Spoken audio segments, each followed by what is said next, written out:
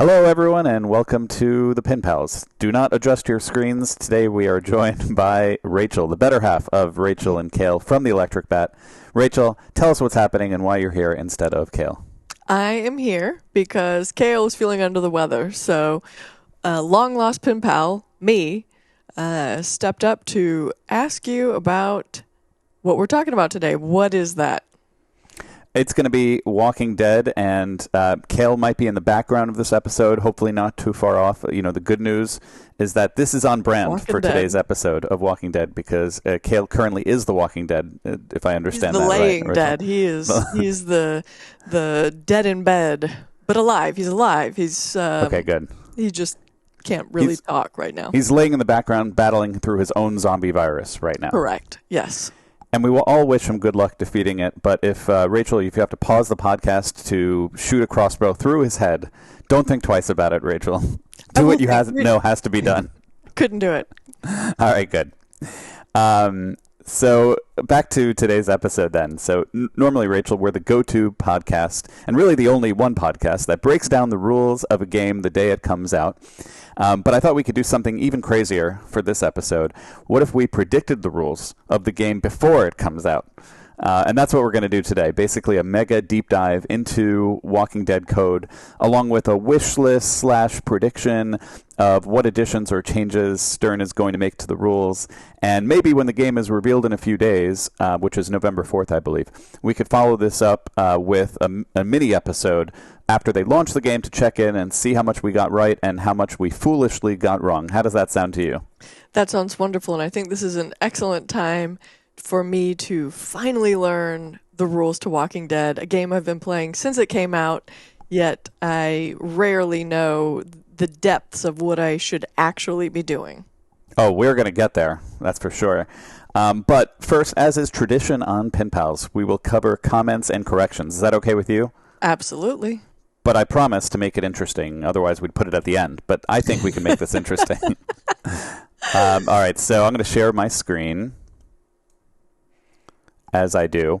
And Rachel, by the way, you can make it full screen on your end if you right-click the menu and just zoom out. But anyway, I won't mess it up for you. But otherwise, the viewers at home can see everything. And so on our most recent X-Men episode, which was a whopping 3 hours, we claimed that there is an increased flipper gap on Ghostbusters, even more so than the usual flipper gap that the designer of the game, John Trudeau, is known for. And Kale had suggested that this was due to a CAD software mistake, a computer-aided design software mistake.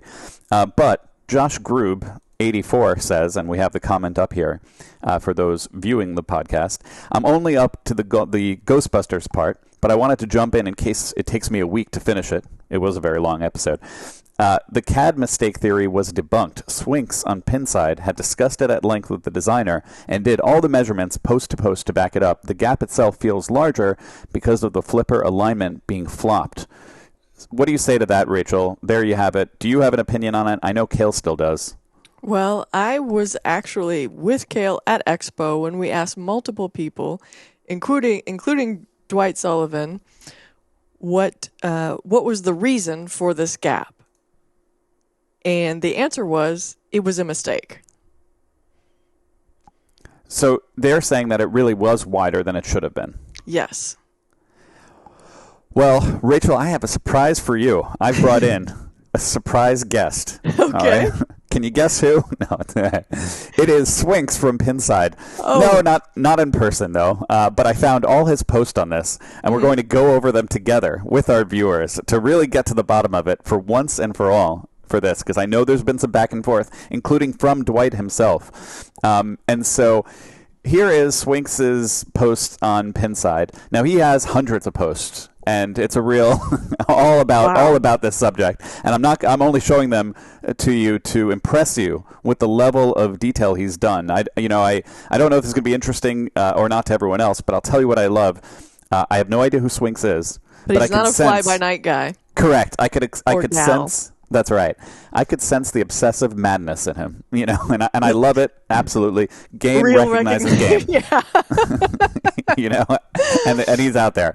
All right, so what he said, I'm not going to read everything that he said here, but the pivot points are Trudeau's standard distance, but wider than the standard Stern games. The illusion of the gap being even bigger than Trudeau's traditional gap is that in the first 6 months that the game was produced, the flippers were more droopy than normal to be able to hit the right side ramp and the left scoop, and then after about 6 months of production, the flippers were later lifted up, and so then it becomes sort of more traditional gap in those games.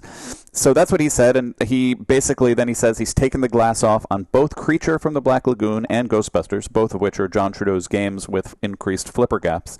And he checked, and they both have the same signature gap, measuring from the center, and he spells center with an R-E, suggesting he's British.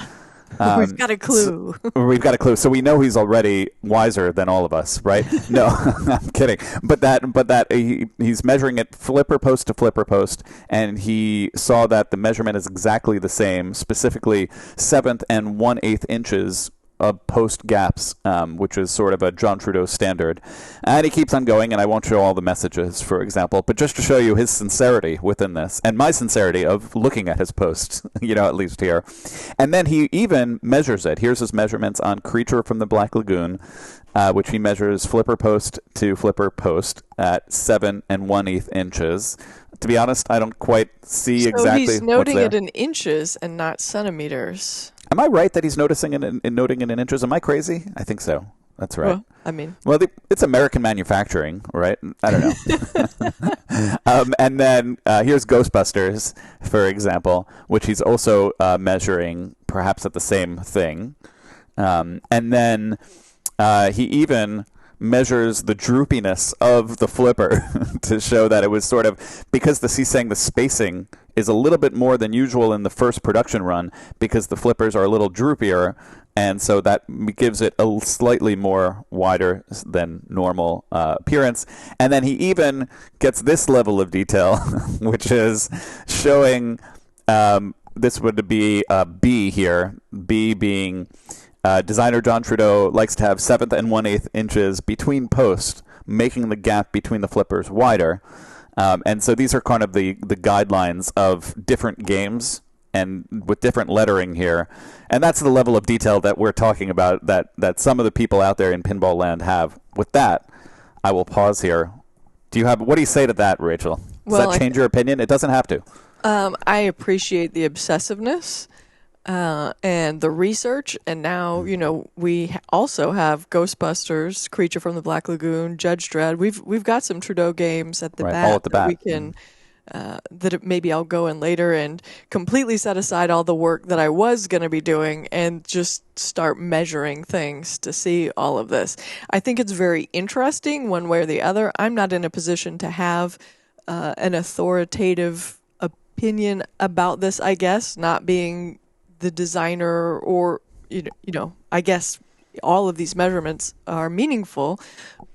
It is curious that multiple people who were very close to the production of this game would contradict this information. That I find reality is different for everyone. So true. Very much for me. So maybe that's what we could be looking at a case of this. Trudeau is unfortunately not an easy person to get a hold of, I would think, these days. Kel was going to visit him, I thought, after he got better. I don't know. I'm joking. I'm joking. Keep going.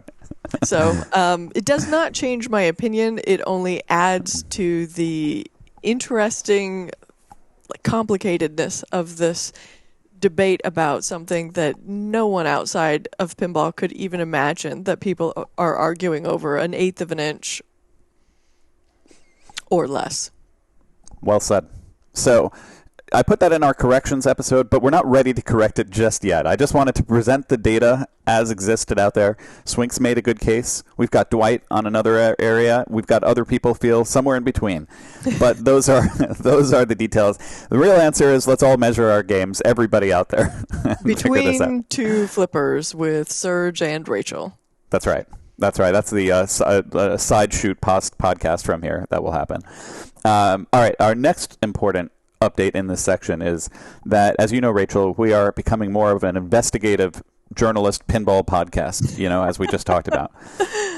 And after all, we have hired last year's Indisc World Champion Classics winner, John Schoppel, as our man-on-the-streets reporter. And just last episode, he took off the glass on Uncanny X-Men, and he figured out once and for all how the Beast Add-a-Ball system works on a Pro. Here's all his text messages, which I don't want you to read, but I do want you to notice how much effort he puts into it.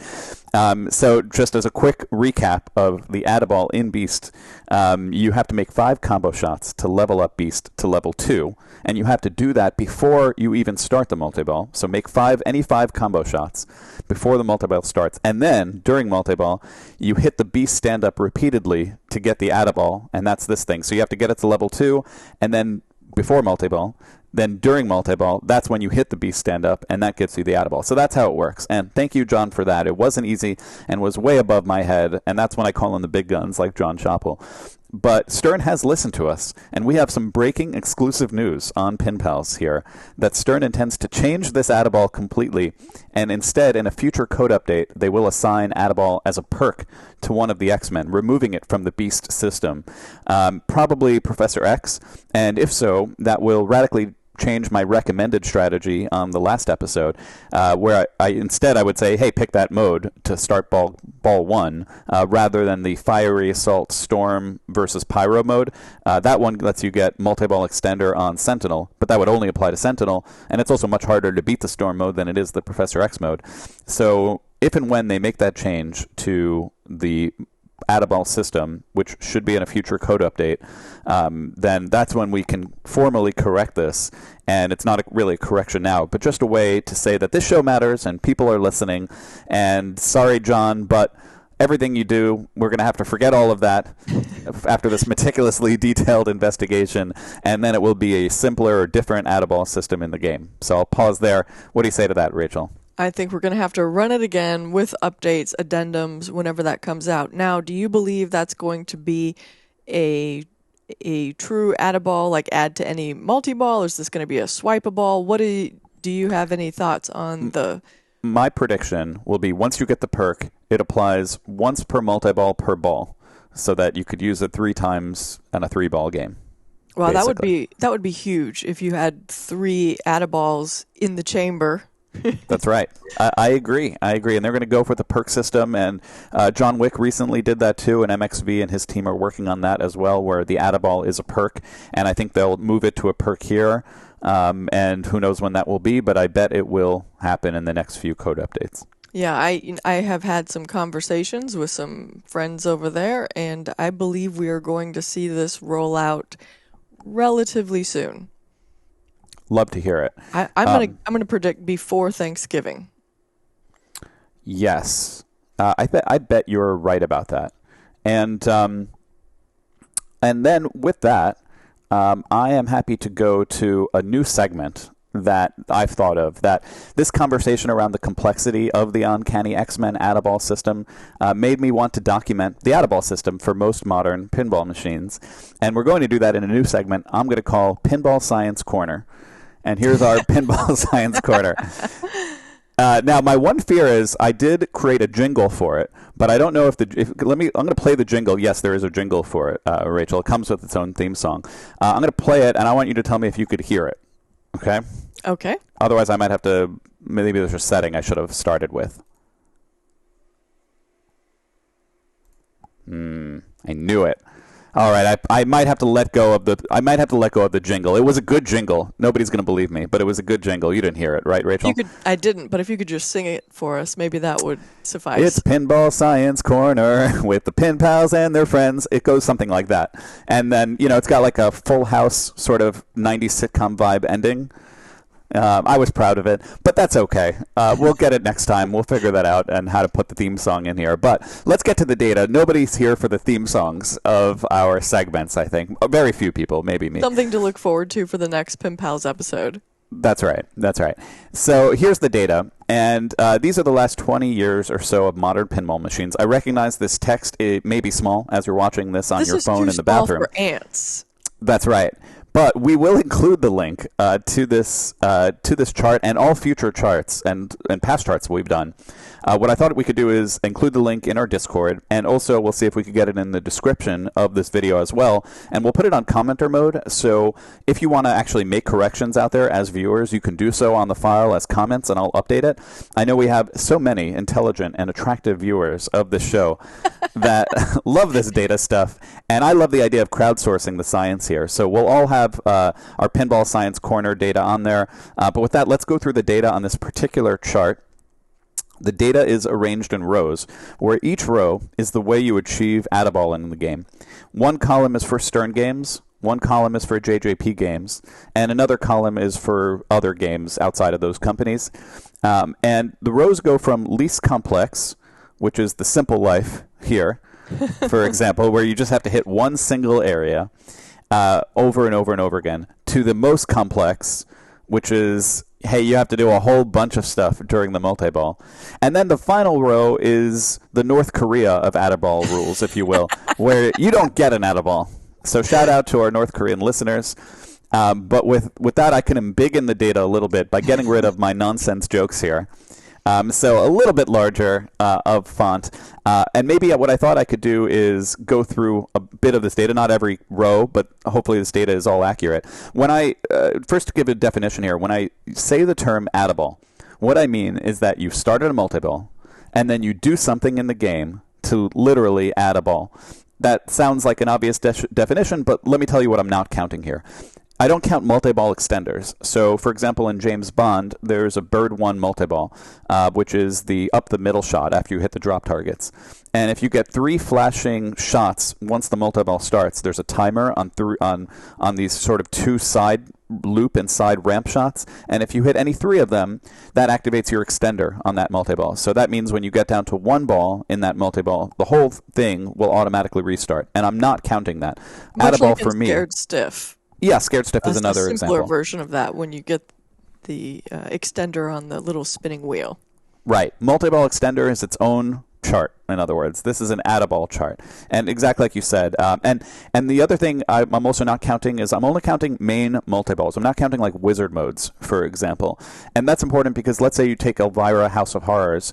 In the main multi-ball, the garage multi-ball, and also the trunk multi-ball in that most recent Elvira from Stern, there is no Add-A-Ball system, and so that's why it's on the bottom row. Technically, if you get to the mini wizard mode, which is House Party multi-ball, for example, there is an Add-A-Ball in that if you get to the super jackpot and if you time it where the eye of the house is looking at you as you hit the shot. It's kind of complicated but interesting, and then that adds a ball, but I'm not counting that. So Add-A-Ball here, this chart is for true Add-A-Balls, not extenders, and for main game multi-balls. I'll pause there. Do the definitions make sense? We're all good. Okay. So a little bit of the first row.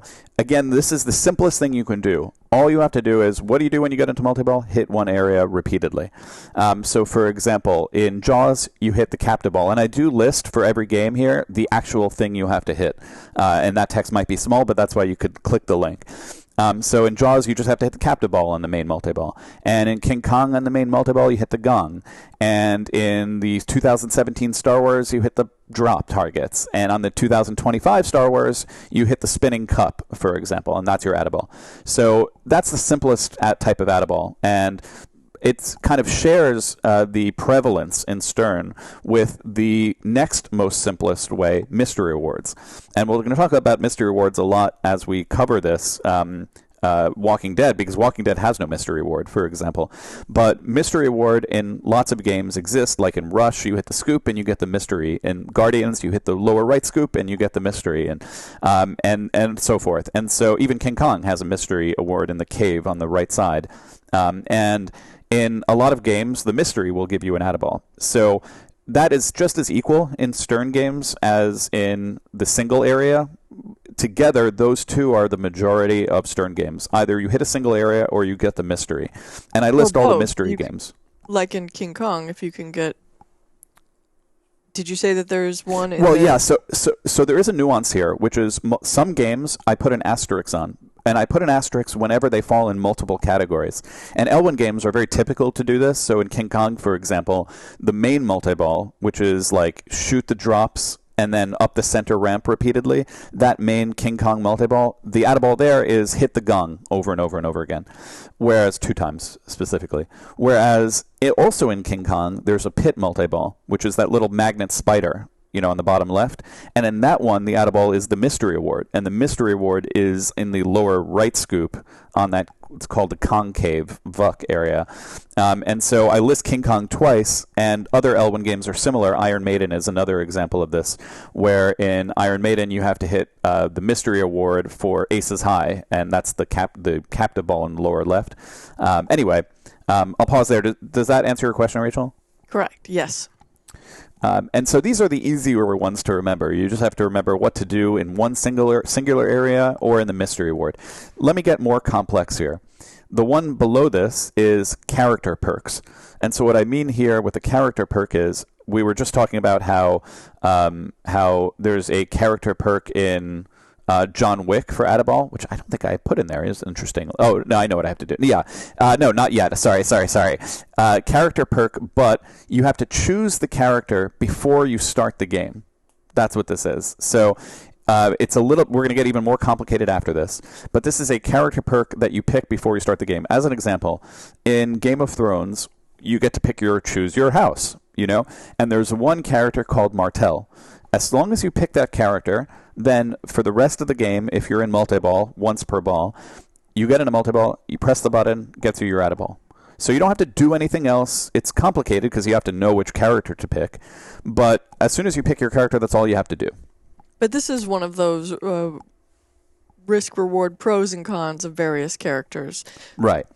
Because you have to know who the other characters are and are they better. Right. Depending on your play style and how far away the multi-ball is and how much you think you're going to get from the multi-ball, that may or may not make sense. But that's yes, exactly right. Understood. And this is a common Dwight thing. So he did it for Game of Thrones. He also did it for Venom, which is if you pick Flash Thompson on your ball 1 specifically, then it will give you an add-a-ball when you're in the multi-ball. It's just that simple. You have to know that, so it's a bit complicated in that sense. But all you have to do is pick the right option. And if you pick that option, you get an add-a-ball. And it's also in JJP Pirates with their 22 characters that you pick from. One of them has it kind of thing. And so that's kind of character perks. The next thing, though, is another level of complexity of add-a-balls that you can do during the multi-ball, but you have to do a whole series of things, and they're unique. And so in AC/DC, for example, you have to hit all 5 major shots on AC/DC in order to get an add-a-ball. As soon as you hit that 5th major shot, you get your add-a-ball. There's also a VIP pass, which can spot a shot, but you have to do a bunch of stuff, multiple different shots, not in the same area. Metallica is actually an example of a complex add-a-ball. You have to hit 4 pick targets, and then you hit the snake, for example. And I list a bunch of other examples there that I won't go through all of them, although I do explain what you do in each one in the chart. But does that make sense as well, Rachel? Absolutely. And then next, let's do complex, the most complex of all. Something that you have to do, a series of things that you have to do, but you have to do them before the multi-ball even starts. So you can't do it after the multi-ball. It's not something you pick at the beginning of the game. You have to coordinate what you're doing before the multi-ball even starts in order to get the add-a-ball. And these are some other perks. So, for example, in John Wick, there's a mode perk. If you beat the specific mode of the right ramp and then start the multi-ball. You hit the right ramp, start the mode, beat the mode, which is like 10 shots or whatever it is. You have to beat that mode, then you get a perk, then later you start the multi-ball. After you have done everything I just said, which is at like minimum like 12, 13 shots, right? Then you start the multi-ball. Then you have an add-a-ball option. As a button that you have to press. So that's an example of complicated, right? Beast level 2 would have been complicated. You have to get 5 combo shots to get it to level 2 before you even start the multi-ball. Then when you start the multi-ball, you could hit the add-a-ball target. And there are not many examples like this, and it's because people generally don't like them. Right. Exactly. And you answered it for me with the thankfully. People just do not like that, generally. These types of add-a-balls are created only for I would say less than 1% of players, because you and I know a lot of players that really get off on all of these little detailed, and even this is too much for them. Like, it's just unnecessarily complex, in my opinion, and I would venture to say in 99% of people who hit the start button. Yeah, it sometimes makes me wonder, why are people watching this podcast, right? Because Maybe I agree with you. This is for the 1% that really want to know this insanity. All right, and what you're telling me is that there's one even worse, or should I say more complicated than that? Well, no, I was going to say that it's either for this podcast, either for the 1% or the 99% that like to laugh at the 1%. And I'm good with both groups, so you're both welcome here. Both are fine. Right, exactly. And it's fun to look at how complicated pinball can get and why it gets sometimes so complicated. And this row is really the piece de resistance there, is what I would say. Like, Venom is another example from this. I mentioned that you could pick a character, and you can, to get the Adaball. But if you don't pick that character, and most people don't because it's not the right choice generally strategically to pick that character for other reasons that I won't get into. But in Venom, you have to, before you start a multiball, there are a bunch of stand-ups around the playfield, and they represent infected. You have to hit a stand-up, then it flashes on a timer, and then you have to hit that stand-up again on a timer, and you have to do that thing I just said 10 times to get 10 infected, and then you start a multiball, and then you have to select Sleeper Adaball, and you unlock Sleeper by getting 10 infected, and it's as complicated as I made it sound there. In other words, that I said it right, and yet it's quite complicated, and I just don't think people love that. It's hard for me to get behind an Adaball system like that personally. I mean, I think this would be fine if that was the only thing you were focused on while you were playing the game, but it isn't, right? There's also a multitude of other multi-layered things that you're going to be doing in the game, and this just doesn't, it's too much, in my opinion. I think we should have a poll on the Electric Bat Discord about people's preference. What's your preference for multi-ball complexity? Oh, I would go single area and mystery award. And it's not like I don't get rules. That's not the issue. I just don't think it's a good idea. You are the rules man. If anybody gets rules, it's you. I appreciate that. It's just I just don't think that's an area where you need it to be unnecessarily complex. There's no reason for it. It doesn't add to interesting depth to get it to become that complex. The final row I have here, though, is the North Korea option, which is the no Adaball. And I'm not necessarily saying I'm against that. I like to make a joke about it, but I'm not saying I'm against it necessarily. Stern, there's not many examples of that. Dungeons & Dragons actually has no Adaball in the gelatinous cube multiball and in the dragon multiball. There are reasons for it. So, for example, the dragon already shoots out at you like 18 balls or whatever it is, right? So, that doesn't quite make sense. It's almost infinite Adaball for a certain amount of time. Exactly. And then the gelatinous cube, you can do things before the multiball starts to give yourself either 2 or 3 or 4 balls in it. And so you can make it a big multi-ball. You can't add a ball to it once it starts, but I get that, for example.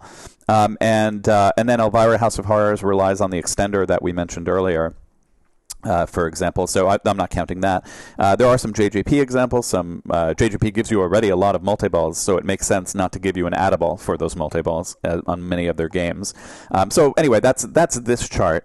That really wraps up this chart. I don't know if you want to say anything else about it, Rachel. I don't, but I think for people that are looking for the link, aside from in the YouTube section down below, it's going to be on our Discord. If you don't know how to get into our Discord, you can go to electricbatarcade.com, go in the podcast tab, and then underneath that, there's going to be a little link that says join our Discord, and that's how you can get there. Yeah, and it's really a great Discord of hundreds of people, not just people who play here at the Bat in Arizona like you might think. I mean, a lot of industry people are there. I know Ray Day's been commenting there, and Spooky has comments there, and so there's just it's a good conversation too of people all over the world that are into pinball, and also operators, who want to learn from other operators are in there as well. Yes, thanks for the plug. Yeah, I'm good at that. when Kale isn't here, I'm going to have to help with the plugs. I know you do it too. But I want to give a shout out as I wrap this up to our local reporter, John Schoppel here, who does help us to collect some of this data. Again, I'll show you another one of the texts he sent us just to let you know how intrepid and important he is to our whole organization here. He opens the glass, he activates switches until we get to the bottom of the story for you fans out there. He did this for Deadpool, for example, and he discovered, this is for the 1% again, for the 99% ignore what I'm going to say, but for the 1%, Deadpool is a particularly unique mystery add-a-ball within all Stern games, as far as I'm aware. In all Stern games that have a mystery award in order to add a ball, and there are a lot of them that I list, all you have to do is light the mystery, get in the mystery, and you get an add-a-ball. In Deadpool, quite specifically, the mystery can only give you add-a-ball once the ball save ends, and it really ends without a grace period. Then it ends, then you get in the add-a-ball, the mystery, and then it gives you an add-a-ball. If you do it during ball save time of the multi-ball, it will not give you an add-a-ball. It's the one exception. Why they programmed it, I can't tell you. But that's why sometimes you're like, I got it, and it didn't give you the mystery, and then you wasted your mystery, and it's really hard to light the mystery in Deadpool, by the way. You have to hit the stand-ups on both sides and all that. So it's just a sort of a nuanced but interesting point for Deadpool specifically, and a plug for John, who could find that level of detail there. You guys are a fantastic team of data miners. That's right. That's right. Now, you might think from this chart, by the way, that I am saying always do the simplest thing. And I do favor the single error in the mystery award. Don't do, you might think I'm saying never do something unique. Don't do something different with these common rules features. Code the add-a-ball, the mode selection, the playfield multipliers, all of that, just like everyone has done it before. Don't rock the boat with crazy new ideas. Don't take risks. And to that, I want to be clear. I wholly support risk-taking in code. In fact, one of the 10 criteria we'll talk about today for good code, and which Walking Dead has, is to do something with innovation, in the code, something that hasn't been done before. But, and here's the critical point, if you're going to be bold and do something new to standard rules that everyone else is used to, you're going to need to pair that with the other important criteria, which is clarity. And we talk about that each episode too. You need to communicate these things to the player. And, when I was talking about these complex add-a-ball rules, I don't think they're well communicated to the player whatsoever. You have to do deep dives to figure it out, like when we were talking about the mode perk or the weapon and rush, for example, or Venom Sleeper Infected. It's just not obvious to the player. And what I thought I could do, actually, Rachel, is give you a recent example of a bold kind of new way to do something, and then talk about how they broke it down. So I do want new code, new ways to do things in code, but I just want to pair it with kind of clarity and communication to the player. Is that fair to start with, Rachel? Certainly, and I agree 100%. That communication is of paramount importance.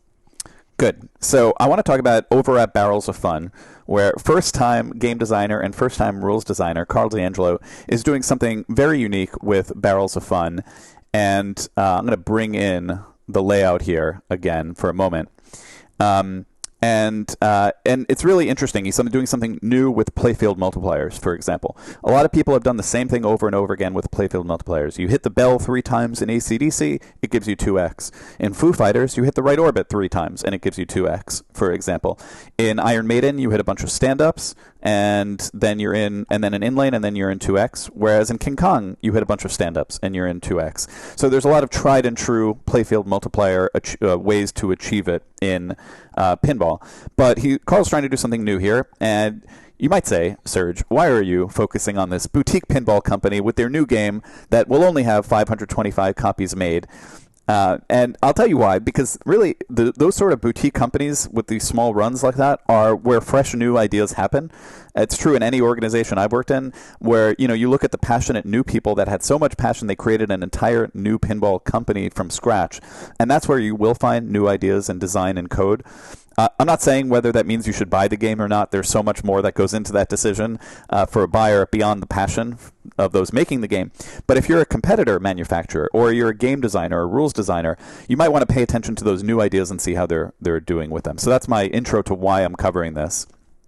And before you get started, I don't know if you've talked about this before, but Carl the game, I guess, has a nod to Lyman, who's thought to be like the greatest pinball coder of all time. And I agree. in the planchet where it has the little W on the apron there. If you look at that carefully, you can see that is LFS for Lyman's initials. So, and I did not know that, and that makes me happy. So there's some pinball trivia and nod to Lyman, who we're talking about today a little bit later when we get to the Walking Dead part. Absolutely. I promise we will get to it, people who are listening. You guys have to know at this point how I roll, and this is it. And so back to his idea for a playfield multiplier rule. So the way you activate the playfield multiplier is you get enough spinner hits. That goes through here, and that raises your spirit meter. And then you have to hit a stand-up. And once you do that, you're in your 2x a multiplier period where all your shots are multiplied. So far, standard stuff. But here's the twist, is that when you get in playfield multiplier, the evil spirits, they freeze all your points that you earned during this time period of amplified scoring. And once the 2x period ends, you have 15 seconds to make a certain shot, specifically on the right orbit, for example, to suck all those points back from that spirit. If you don't make that shot during that 15 seconds, you lose them all. Actually, and even not just the 2x, but you're at 0x for everything you just did, in other words. So it's a double-edged sword of a playfield multiplier. That is sort of interesting, and to my knowledge, that's never been done before. And if this very new idea was not communicated well to the player, I'd have issues with it, because then you'd say, what? I got in this 2x and I got nothing, and the game didn't tell me that was going to happen, for example. And you'd be pretty ticked off, I would say, as a player, even good players who like knowing about rules. But let's take a look at how Barrels has done it with the holy trinity of communication, the lights, sound, and display. So that's what I thought I would show next, and kind of explain how they've kind of, I think, successfully managed a new rule. And I'm using this as the concept of make new rules, make innovative stuff, but communicate it well to the player is the point. So when you get into the 2x playfield, and I'm going to play it right now. So you're going to notice, look at the screen right here. The ball is going to hit in just a moment. It's going to hit right there. And now I'm going to pause for a second, that he's got his spirit meter to full, and suddenly there's something on the user interface. But it's not just something on the user interface. It's the most salient thing on the user interface. Look how it flashes. It actually shows you 2x spirit energy activated. There's also a call out, which you can't hear because I didn't set up the audio through my computer, and I apologize for that. There's the flashing animation here that calls your attention. Not only does it flash your attention, but it actually freezes your score here. Normally the score is right there, but I'll show it just for a moment here. I'll go back because it's worth it. Nope. Let me just show that again. So normally the score is in the bottom right of the, come on, load you. There it is. So normally the score is right here, but as soon as he hits that thing, it takes away your score.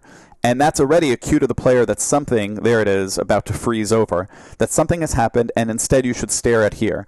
All points are being captured by the spirits. And then not only that, look at the lighting. The entire game has turned blue. Not like one insert, but something big has happened, is what the game is saying. That it matches the blue of the animation on the screen. That it tells the player that something unique has happened. That, a lot of games that are in 2x, they don't make a big deal that you're in 2x. Maybe they give you a call out about it, but they're not changing the whole light to indicate that. But here, Carl knows that he's made something new here with this new rule. So he has to draw your attention that something new has happened here. And then the call out is like very clear, like double playfield activated, something very immersive. I actually spoke to Jeff Dodson, who's the sound master of this game over at Dirty Pool Pinball, by the way, friend of the podcast, to get some further clarity on the call-outs. And I really, really appreciated his philosophy here. If you rely on only very specific pinball call-outs, like double playfield activated, for example, that's a very specific game call-out. Or shoot the right spinner, or hit the captive ball for jackpot. That does convey information and clarity, but it does so often at the expense of theme immersion, because you're like playing a game and suddenly it's like you're in this mystery house, and then it's like 2x, and that just sometimes can take you out. And so what he does, which I really like, is that he gets a variety of call-outs for the same thing. One call-out might be very very specific pinball-y, like 2x playfield activated. Whereas other callouts might be the spirit has frozen you, for example. And he randomizes the callout so that the first time that you're in it, it might say 2x. But the next time that you're in it, it might say the spirit has frozen you.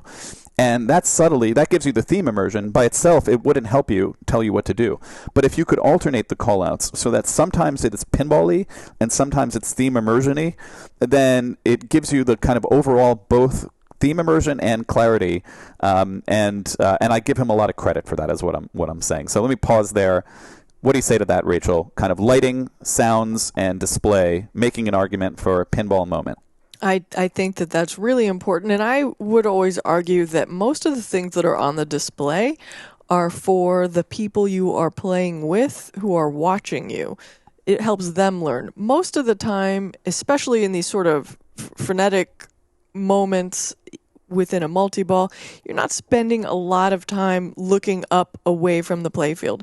So I think a lot of this stuff I learn about things on the display whenever Kale and I are playing together or anybody else, and I'm looking to see what they did.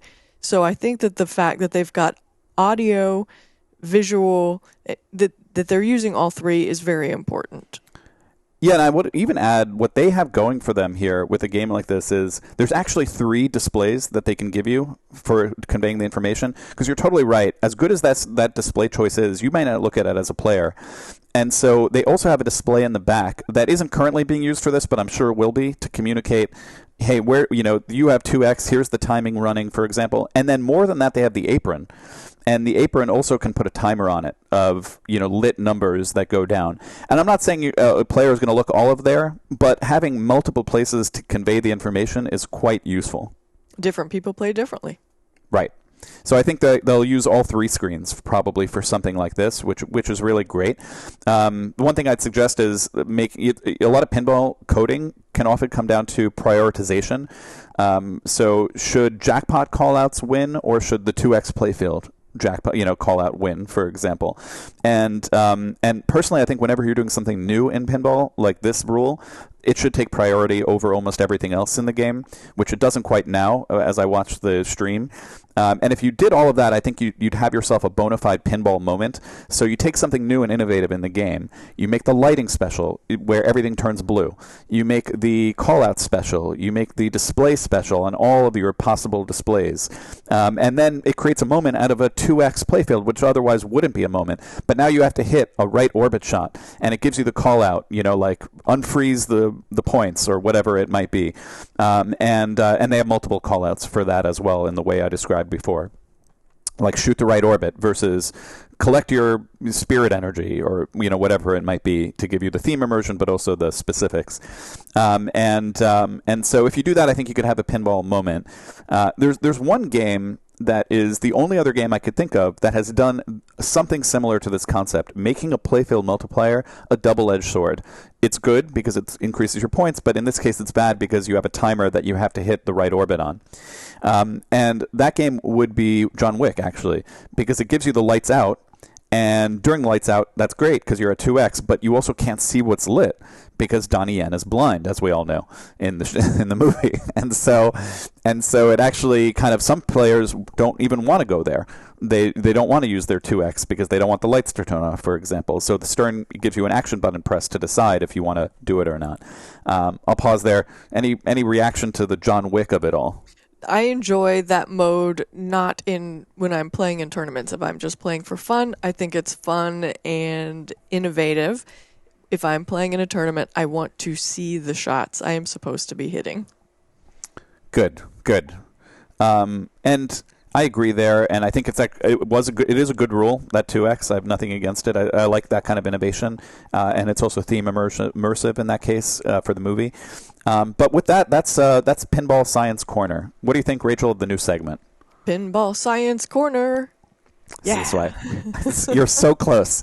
Man, we got to throw that in there. Maybe we're probably not going to be able to edit it over, but You know what? I'll put it out there on time. our Discord. I'll put it out there on our Discord. And so with that's Pinball Science Corner. And if you listeners have other data you want us to review in this format, for example, charts, like one user in our Discord said, what about playfield multipliers and shot multipliers, for example? And so, or like I have an idea for like hardest shots in pinball, and what's too hard, at a certain point, and what you should code for those hardest shots, for example. Extra balls. Extra balls is an answer. Exactly right.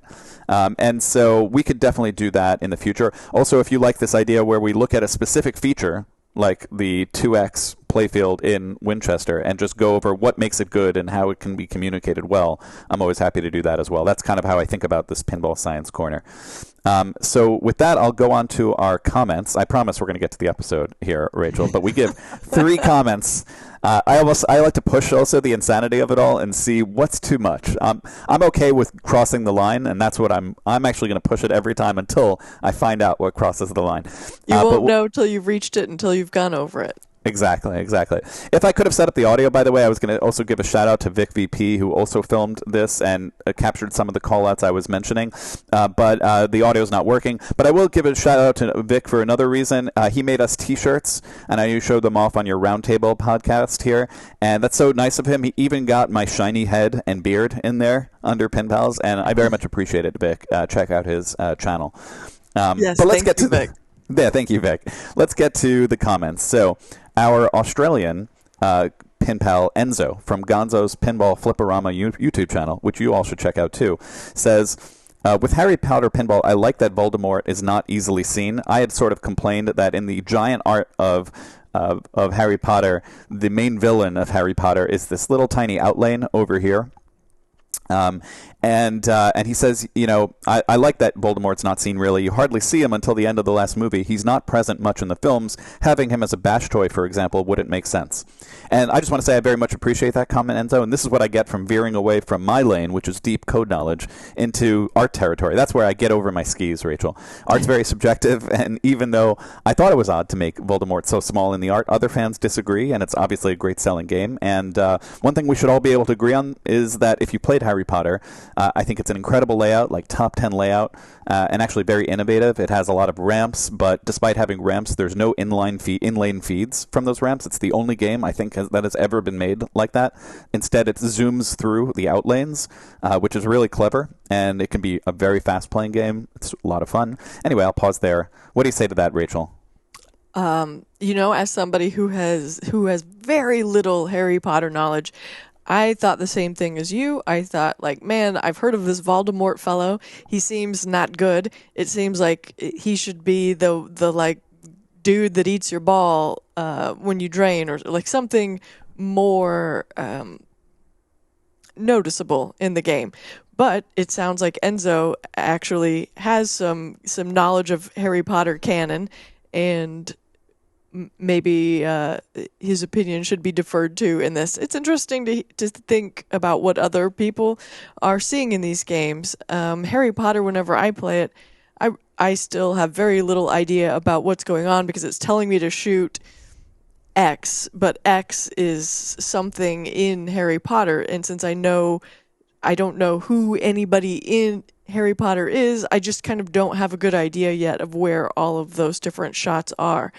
And that seems to be a consensus opinion amongst people who are unfamiliar with the franchise. However, there are very few people on Earth who don't know very much about Harry Potter. I just seem to have those people as my friends.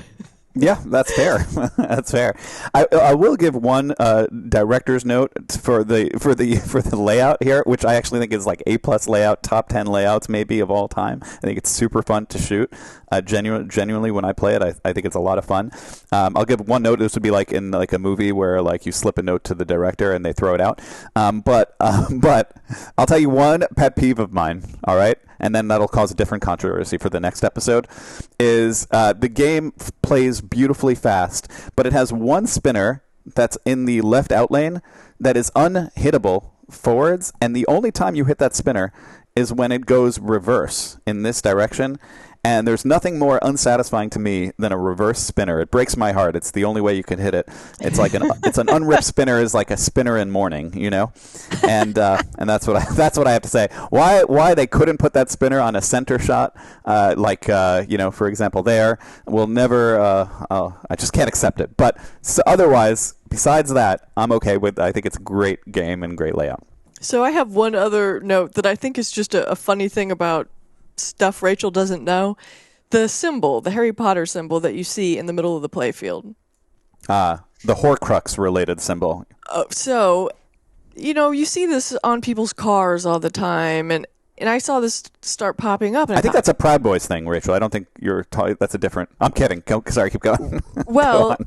I thought it was an Alcoholics Anonymous thing because it's very, very close to the AA symbol. And I just thought, all of a sudden, when Harry Potter just happened to be around this time, I thought, man, we have got a lot of people in AA. It turns out it was all just Harry Potter fans. So interesting. Can't it be both? Yeah. Harry Potter's Anonymous. Exactly. Right. So that's that comment. Second comment, we're going to do 3 comments. All right, our second comment is from Scott Avery, who says, your show could be the absolute best, but I had to stop listening. If I hear it, does that make sense? One more time. My eyes may bleed. Maybe AI could help me get rid of it. Well, Scott, I don't know if you're asking if AI could get rid of me saying, does that make sense? Or if you're asking whether AI could get rid of your eyes bleeding. But regardless, I will say I do respect your feedback on this show. I obviously give a lot of tough, but I hope fair criticism of pinball rules, and I just said layouts, for example.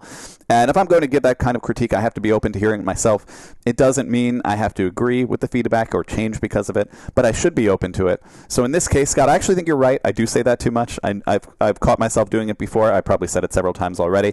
But starting today, from now, not what happened previously, I will take a shot of this fine Kentucky whiskey next to me.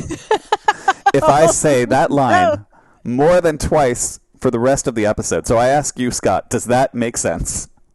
Wow. I'll put my money where my mouth is on that one. We're going to try it. The rules could get real weird towards the end of this. You're darn right. Okay. All right, so no more of that. But next comment. Our last commenter is Brad Albright, who actually is the artist for Winchester Mystery House. And he says so nicely, you guys brought tears to my eyes. I can't thank you enough for taking the time to look closely and discuss the artwork and design details as we did in the prior episode. If I may, I would also like to shine a light on Joshua Clay for his stellar work on the user interface, interior 3D modeling and animation, as well as Julian Brown and Trent Armstrong for their amazing animation work, and to Blake Dumasnil, I hope I said that right, for the gorgeous logo treatment on the back glass. And normally, I don't like to share the complimentary comments on our videos because, Rachel, that is way too self-serving. But in this case, I made an exception because Brad is also calling out the work of these other great artisans on the team that made the very much sold-out Winchester Mystery House. And I do think those artisans deserve the praise as well. So what do you think, Rachel? Fair? Yes, and I had the pleasure of spending a little bit of time with Brad at Expo this year, and he is a genuinely lovely human being, and it's always nice to see cool people having successes. So kudos to Brad and the whole Winchester team. Right. Now, initially I chose these art-focused comments, by the way, carefully, because we were supposed to cover the history of pinball art controversies in today's episode, but we delayed that instead to talk about Walking Dead because Stern released the teaser for it.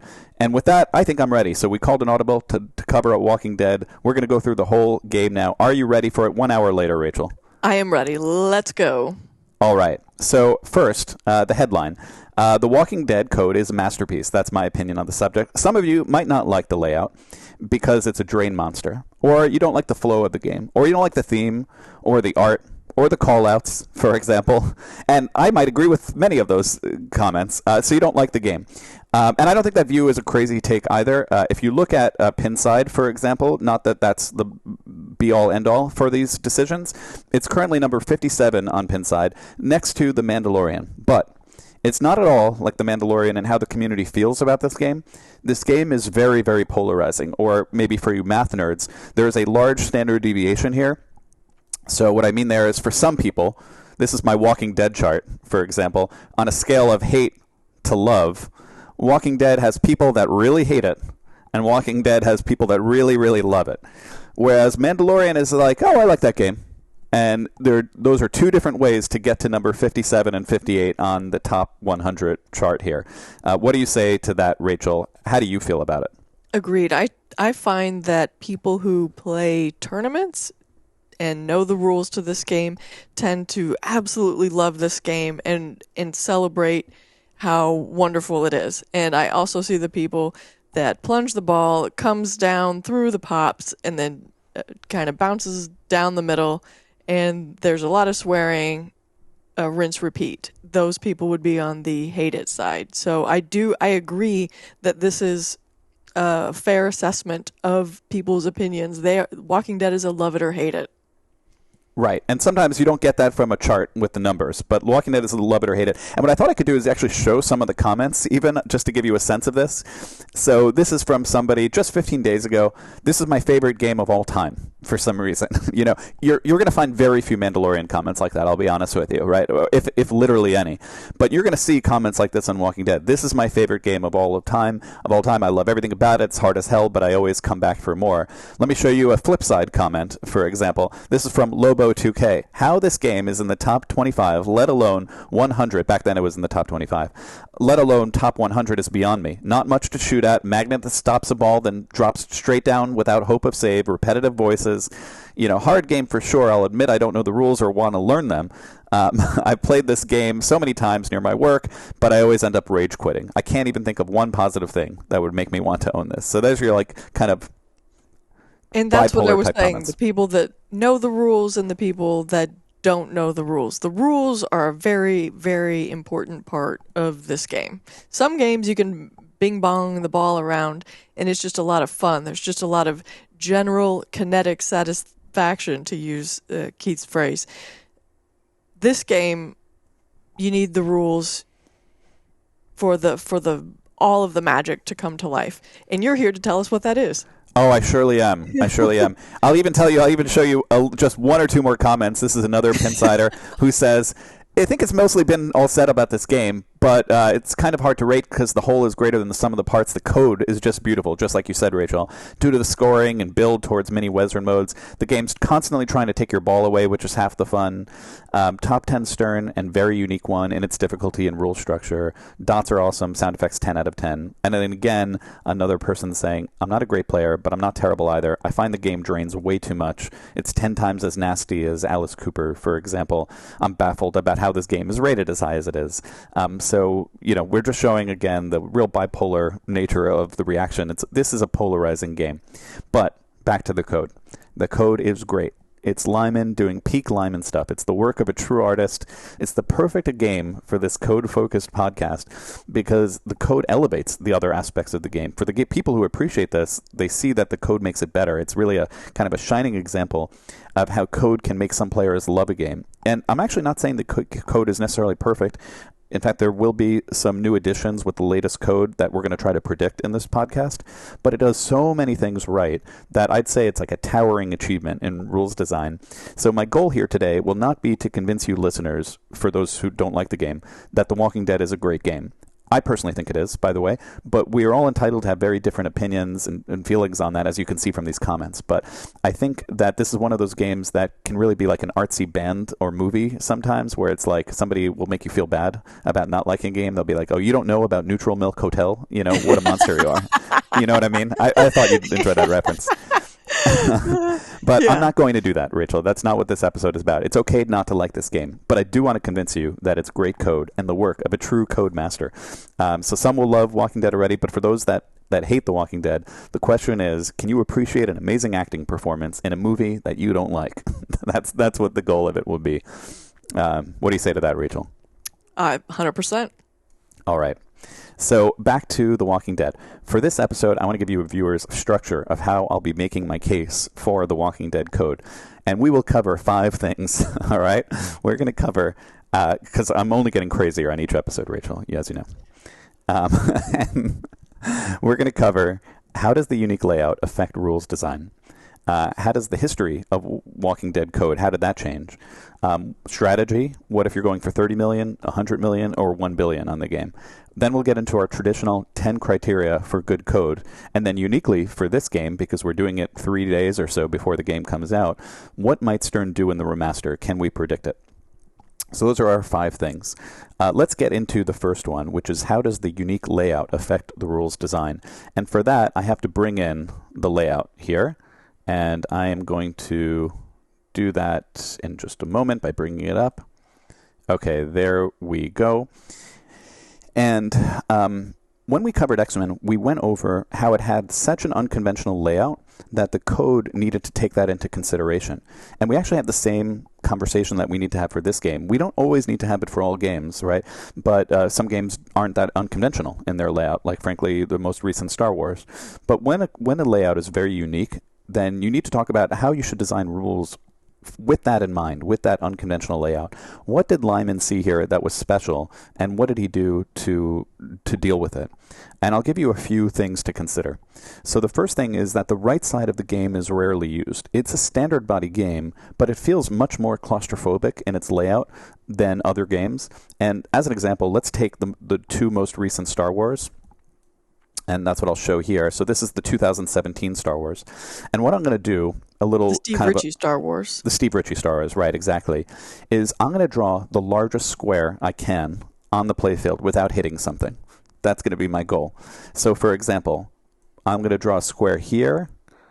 It goes right up to the top of the slings and then goes right there. Does that square make sense? This is free space. The largest square I can fit in. That is your second use of that phrase, so we're almost to drinking time. Oh, darn it. Boy, that happened. You know what? You're gonna catch me, Rachel. I didn't even realize that one. That's a little scary. All right, that's it. I appreciate it. And we only have like 6 hours left, so it should be fine. Okay, yeah. So now, oh my gosh, big I'm scared. Old square.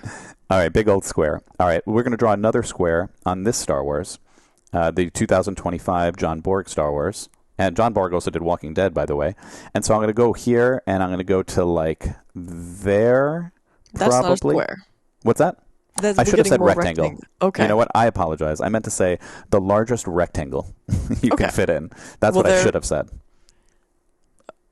Got it. By area. The largest rectangle by area. Not like by height or by width, but by area, height times width, if you will. All right. I'm going somewhere with this, Rachel, I promise. And now, and maybe some of this is obvious too, but I want to prove it if I can. And so I'm going to draw another square here. And I'm going to draw it like that. Would you agree that that square is fair? Yes. Or and rectangle? Small. And I got to stop saying square. And then you see the difference between these 3 games. That just the largest space, if you're looking at the game, you could say, well, isn't that weird to draw a square? Shouldn't it be like some sort of curved linear shape? And maybe. But what I mean to say is this is the largest space where the ball will just be moving around in without hitting anything.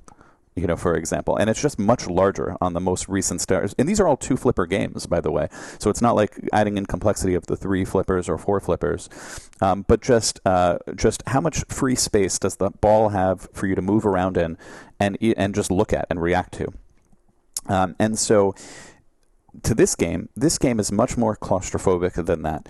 In this game, you feel somehow like it's more narrow than a typical standard body. It's more confined than those games do. Those other games are like.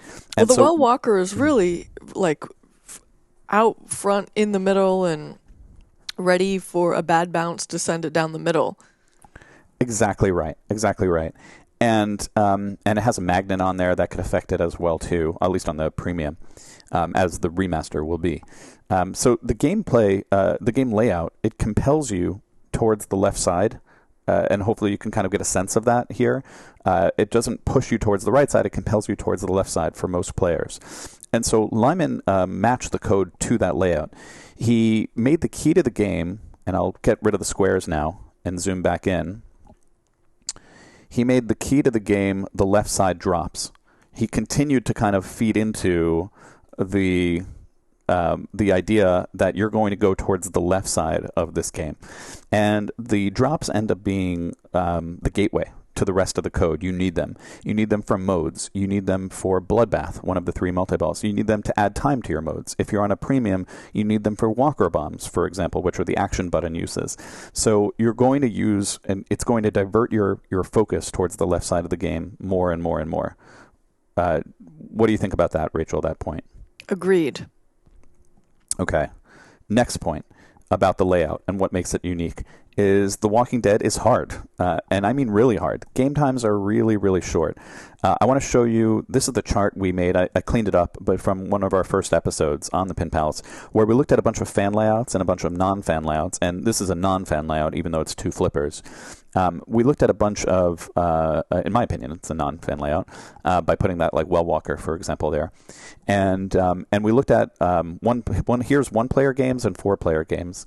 So a lot of games are around the 5-minute mark for most 1-player games, but fan layouts tend to be shorter than non-fan layouts, in that several of them are kind of on average about 16% less, I'd say, than the non-fan layouts. We wanted to get the same data for The Walking Dead, but because The Walking Dead was made back in 2014, 2015, in the DMD era, it doesn't have as great of audits on there. But I know, Rachel, you did do some investigation here. And I don't know if you want to speak to this. I quoted you here because I didn't know you were going to be on this episode. So why don't you maybe speak to it instead? I went in and checked the game times, and almost all of them were between 1 and 1.5 minutes, or 1.5 and 2 minutes. So that's an incredibly short game. And you have to account for people playing at the bat. This is not going to be the same as it is for people at home that are playing it at home, or people who know what they're doing playing it on location.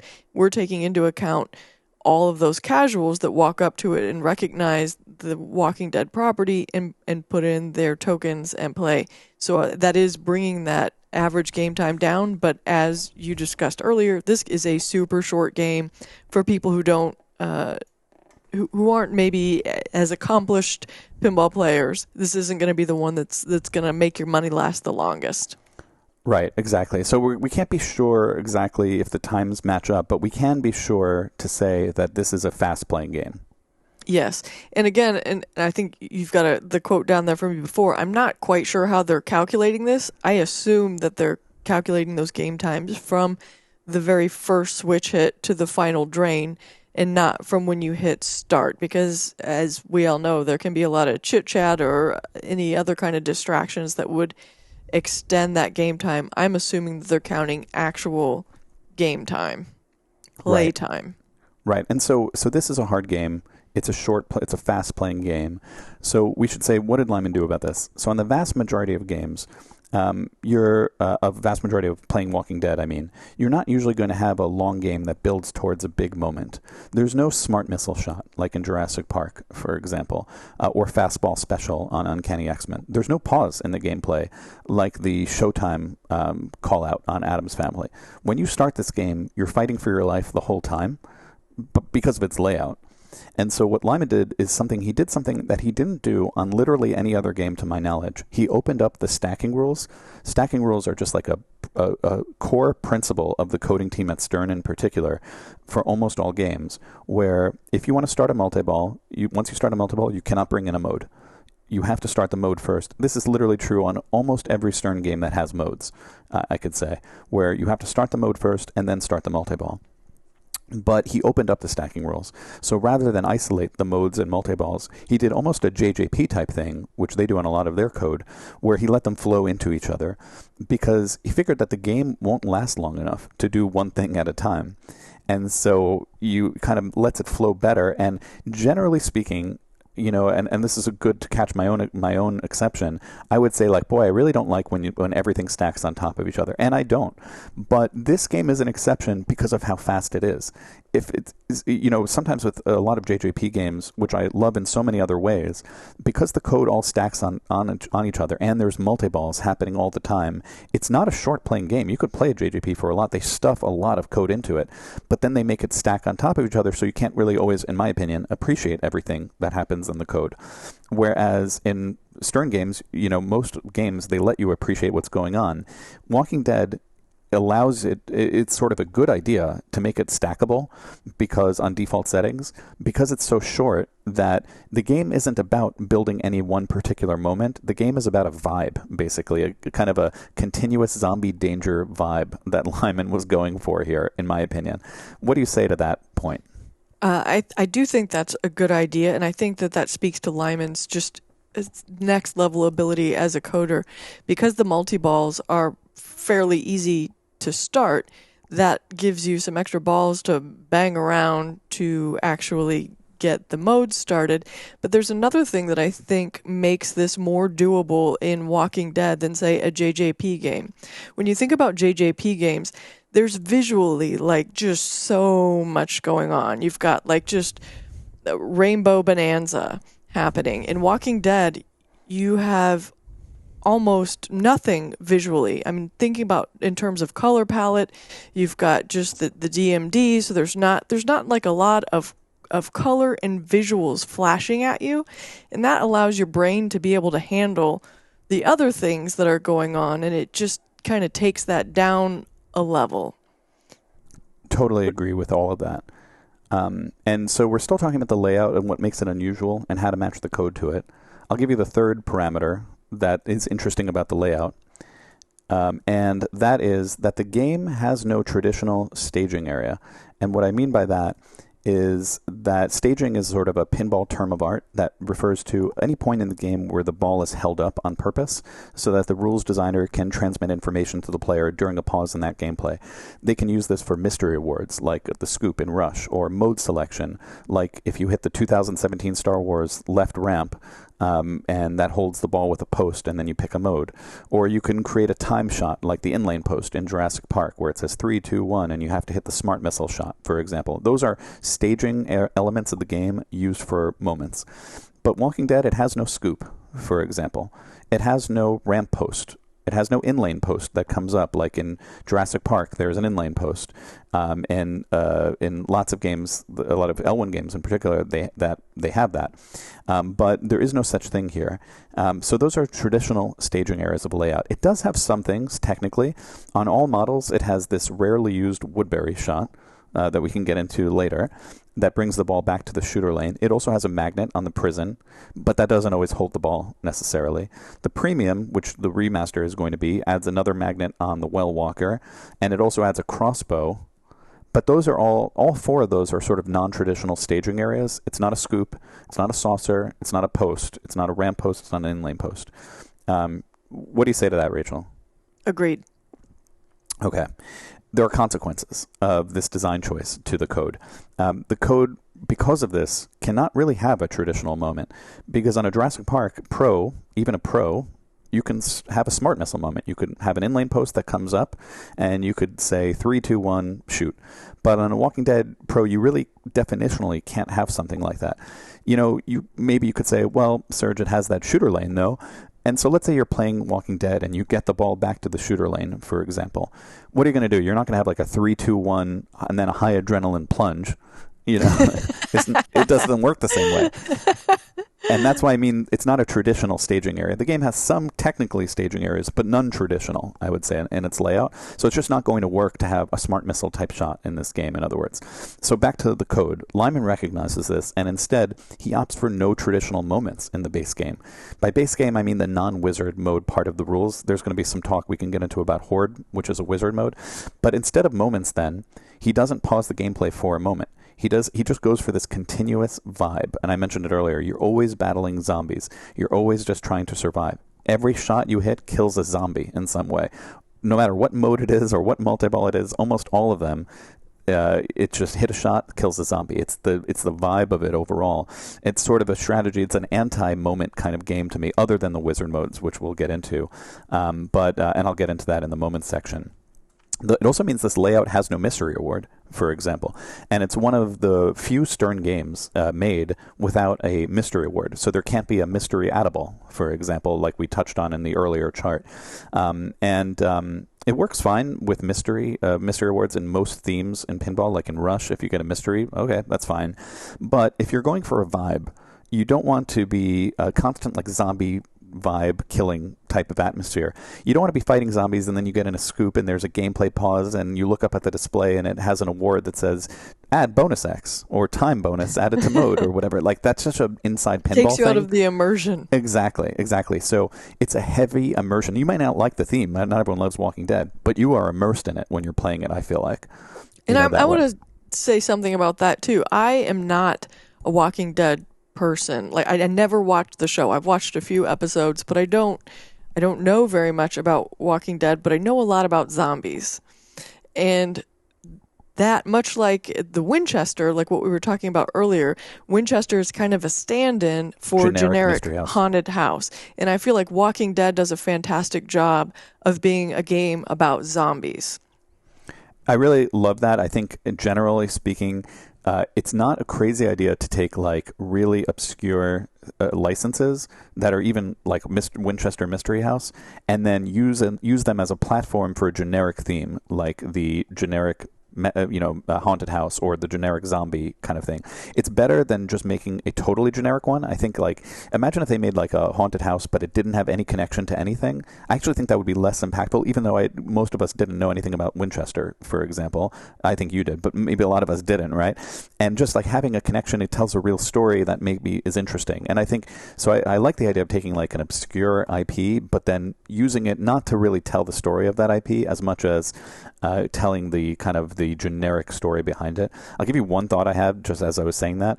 You take Houdini, for example, which is American Pinball's like first big game that they made, and they could have used it to be a generic magic themed game, like Theater of Magic, for example. But in my opinion, one of the flaws of the game is that they didn't do that. They cared so much about the theme that they didn't make it a generic magic theme. They made it a Houdini theme. Like, it gives you text about Houdini. In 1923, Houdini did this and this and this. I like having Houdini there to introduce me to magic, but I don't want to actually learn that much in my own time. I'll read a book about Houdini, but right. I don't need it in my pinball game. So that's my rant. You don't need pinball to function as essay. Exactly. So I very much support obscure themes, but then using them for generic purposes, is I think that's the sweet spot, I think, for thematic and that's how immersion. You bring in the larger audience. Right? I mean, it just makes sense, because there's only going to be a small slice of the pie that's into whatever theme it is, even if it's something as big as Harry Potter, right? The bigger piece of the pie is going to be if you can bring that to everyone, make it relevant. Right. Well, Rachel, we were saying that this game is one of the few games from Stern without a mystery award, and as you know, I love pinball trivia. And whenever we stream at the Electric Bat, I love to give trivia questions to the chat, and perhaps too many, one could argue. But and I'm going to carefully, delicately bring in the concept to this podcast. And here's how, Rachel. Your trivia question, dear viewers, is what modern Stern games do not have a mystery award? And let me explain how this is going to work. Whoever responds first in the comments with 3 correct answers to this question, other Stern games without a mystery award, will get a shout out in the next episode. Maybe one day there'll be a free t-shirt involved. We're not there yet. But for now, trivia question for the chat in the comments, 3 non-Walking Dead Stern games with no mystery award. That is my trivia question. I won't make you answer it now, Rachel. Yeah, well, I won't, because then it would be a freebie for the comments. Let's leave that for the viewers. All right. There's also another fun layout point about this. This is one of the few John Borg games without double inlanes, for example. Most John Borg, including the most recent Star Wars game, has 2 inlanes on one side or the other, Aerosmith and so forth. But this one does not, and maybe we'll save that for another future trivia question. But with all of that, that is the section 1 of 5 of what we're going to cover today on Walking Dead. Section 1 is talking about how the layout influences the code. Do you have any more questions or comments on this point, Rachel? I do not. I'm ready to move on. Okay, so we're going to go to now the second section, which is the Walking Dead code history. So this code is very unique. I'm not going to do this for every game, but this game deserves it. I can't think of another game that's been through something like this. It's been through 3 versions of code. Version 1 was in 2014 when the game came out. A lot of people did not like that version of the code. I don't know if you were around for that back then and were into pinball that much. Did you experience that? I did. Okay, good. And I wasn't, by the way, so you'll know it more than I did. But version 2 was in 2015 when Lyman worked his magic around June and started bringing out his version of the code. And then now in 2025 Anno Domini, we enter version 3, where presumably somebody, and I'm not even sure who yet. I don't know if you know who is working on the code. I thought it could be Ray Day, but he's doing the other code for Star Wars. Do you know? From what I've heard, that there are multiple people working on it. There isn't a single person. I think it may have changed hands at some point, so I cannot answer confidently who is going to be the lead updater on this. I think that this game has been around long enough that the people at Stern all are very familiar with it, and there's probably some consensus about what needs to be done to bring this forward a decade, and I think it's just a matter of who's available to make that happen. Exactly. So we'll talk about very briefly version 1, because that's way in the past, 10 years old now. Nobody knows about it anymore. And we'll talk about version 2 for real deep strategy conversation. And then we'll talk about version 3, what we think will be in it. So version 1, very quickly and briefly first. I thought it was funny that you won't hear the audio, which is sad, but Stern made their actually own Walking Dead tutorial from over 10 years ago when the game first came out in 2014. And I thought it's really funny because I'll just play it very briefly. So let's say it's going to talk about The Walking Dead, how to play, and I'm not going to show the whole thing, but I thought the first thing they show on how to play this game is pretty comical. You'll see it in just a moment. So you want to fight to survive a lot of text, all right, till you're the last man standing. But keep going. How to start the game. Insert money. Press start. How to make a skill shot. And so I just thought it was really funny that we talk about insert money. The comedy of this podcast going as deep into rules as it does. But really, when the game comes out, you really need to tell people how to insert money and how to exchange money for goods and services. You know, that's like an important part of tutorials. And we're going to go well past that. If you notice on those, on the Stern LCDs, whenever they're just in attract mode, they show the person putting the money in. Right. That's so funny. You're right, actually. It's a good point, because it's just not obvious to modern people about, what to do about it. So one of the fun bits of research, though, for this episode for me was looking at the Tilt Forums conversation. That's where a lot of great tournament players go. Pinside is maybe more where collectors go.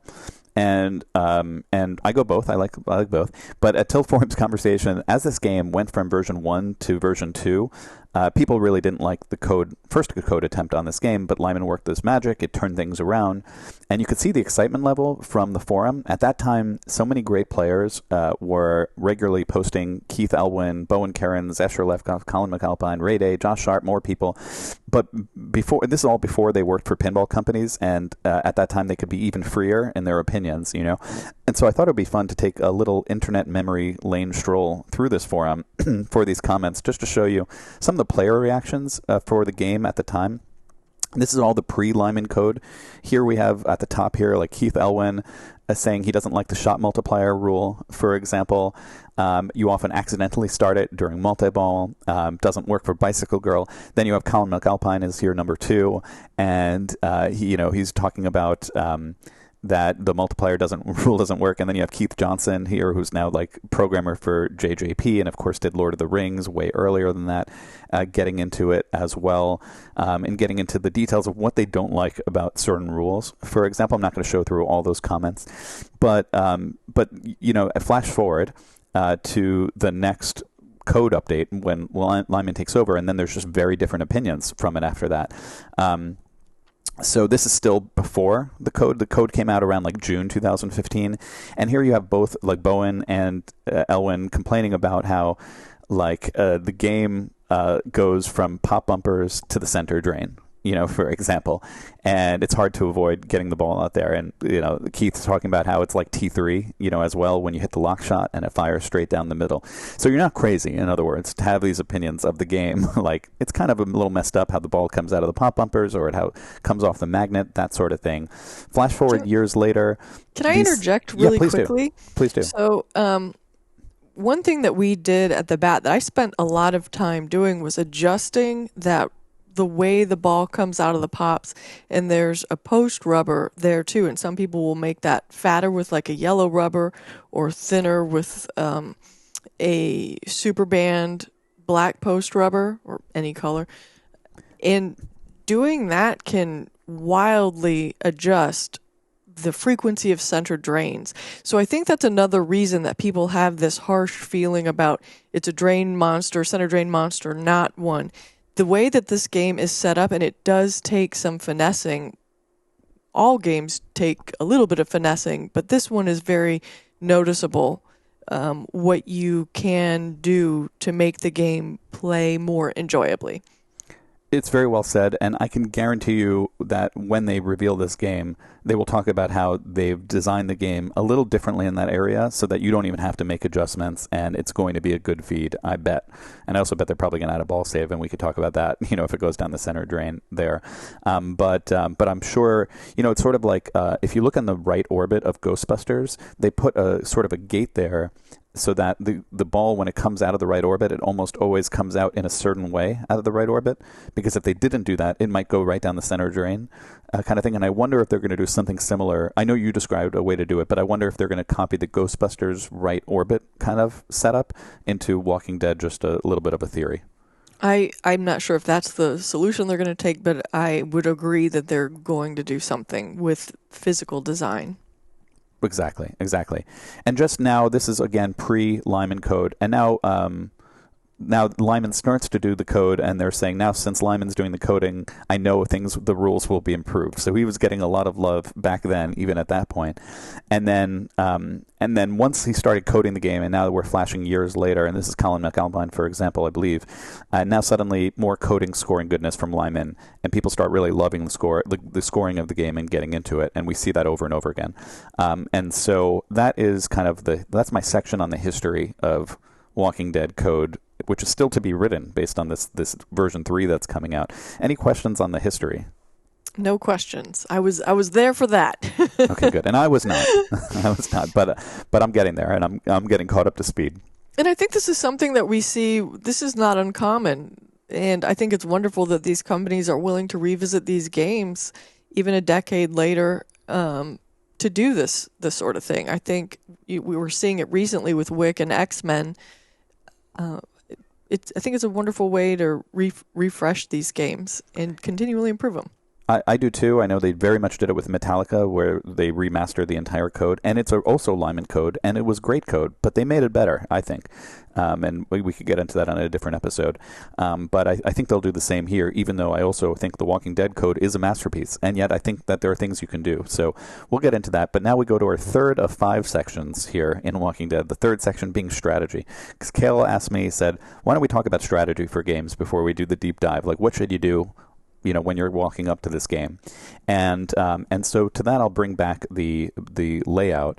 And it can be tricky to give a strategy guide for Walking Dead, because the brilliance of the code is that there's not one way to play it.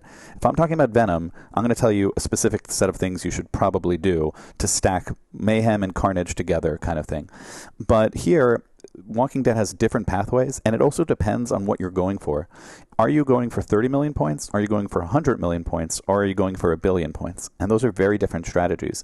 In a typical league night, you'd go for the 30 million point strategy, in my opinion, on a Tuesday night at the bat, for example. If you were at Indisc and you were playing a single player qualifying game, where you had to get the highest score and you're just playing by yourself as a one-player game, I would never go for the 30 million point strat. It's a completely different strat to go for. It won't help you at all to get that 30 million strat, for example. And so you might go for the 1 billion point strat. So I'm going to start, though, with the 30 million point strategy, because that's probably the most common one that people would want if they're playing up on a league night. Is that fair, Rachel? What do you say to that? It's the most attainable. I think we should start from easiest to hardest. Right. And you have to ask yourself, actually, when you walk up, if you really want to get into the detail of strategy, you actually have to know 3 things before you walk up. Thing number 1 is this on a competition setting or not? The default setting, not competition, is everything is stackable, like I mentioned. You can play a multiball, and then bring in a mode. And that's really important to know if it's the default setting, because there's no reason to start a mode right away and focus on the dangerous drop targets. Instead, focus on the multiball, and then you'll get a mode while you're in multiball. Whereas if it's on competition mode, it's a very different point there, where in competition mode, it is traditional stacking rules in that you have to start the mode and then bring in the multiball. And so any questions on that stacking nuance? Nope. Okay. Second thing you have to know, is this a pro or a premium? Because the pro doesn't have the action button in the center walker bombs, whereas the premium does. And the remaster will be a premium, so it will have walker bombs, and everything I'm saying about the non-walker bombs won't be relevant. Of course, though, at a lot of arcades like the Bat, currently they have a pro there. And so you don't have walker bombs there. So we're going to talk about walker bombs later, but just keep that in mind. There's going to be an action button thing, and we'll talk about innovation later. This is, to my knowledge, the first boom button in a game, in other words. And this game has them and uses it very specifically in a strategic way that we have to know about as we get into it. But the number 3 thing about this game is, are you a prison guy or girl, or are you a well walker guy or girl? You have to pick one of them, I say. I'm a well walker. That was going to be my question to you. Are you a well walker girl? Because both multiballs require a certain number of hits. Here's the well walker, here's the prison. And both multiballs are okay decisions, but you have to pick one and keep it in mind. And I'm going to give you the pros and cons of both as we go through this. Like, you should focus on one, and that's that. And so the well walker first, that requires 10 hits. It's a lot, but it's to a single shot. And I find it given how close this is, it's surprisingly not that sort of kind of dangerous, but sort of is. Of hitting it. But every shot is dangerous in this game. So I'm just saying relative to other shots in this game. I always try and get my well walker as many as I can while I've got my ball save on. It's a good idea. And it's 10 total shots.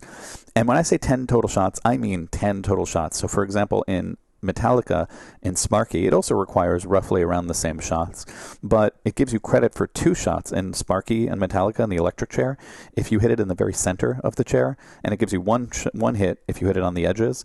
And so there, it doesn't have to be as many shots as it appears. It could be far fewer, but here it really is 10 shots, in other words. So when I say 10, I mean it. So that's well walker. Pretty easy to explain. Get 10 shots and you're in it. Prison. A little challenging to explain, but short answer, if you're not memorizing this, is 9 shots to the prison, and you will start prison multiball instead of the 10 shots for well walker. Personally, prison is what I prep for, and I'm going to give you multiple reasons. I'm going to give you 5 reasons, Rachel, why I support prison over well walker. But that said, it's like a 60-40 kind of decision. So I think well walker is not crazy, but you should stick one and go with it. But let me give you my case for why one should go through prison instead of well walker. All right. So prison is a 3-ball multiball instead of a 2-ball multiball. So in that sense, it's a little better than well walker. You have more balls going on, more things to hit that can hit switches. It's 9 shots instead of 10 shots, like I mentioned.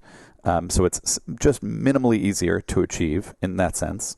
I mean, you still have to hit it, and it's farther away than this big shot over here, but it's hittable, and then you get 9 shots, right? And then it's worth more on average, in my experience, but that's a subjective thing. It depends how you play it.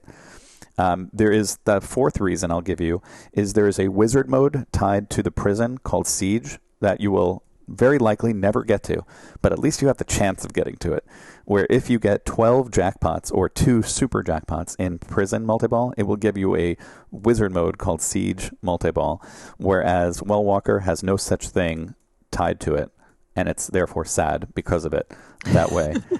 And then I'll give you a 5th reason, and here's where it gets complicated, and it's always going to get complicated, but well walker is 10 hits only there. Whereas prison, how it works is it's 2 hits there, and then it lights a whole bunch of arrows. And from that point, you could hit any of those arrows or the prison to count as the rest of your hits. And it's even more complicated than I'm describing. Once you hit an arrow, it unlights that arrow.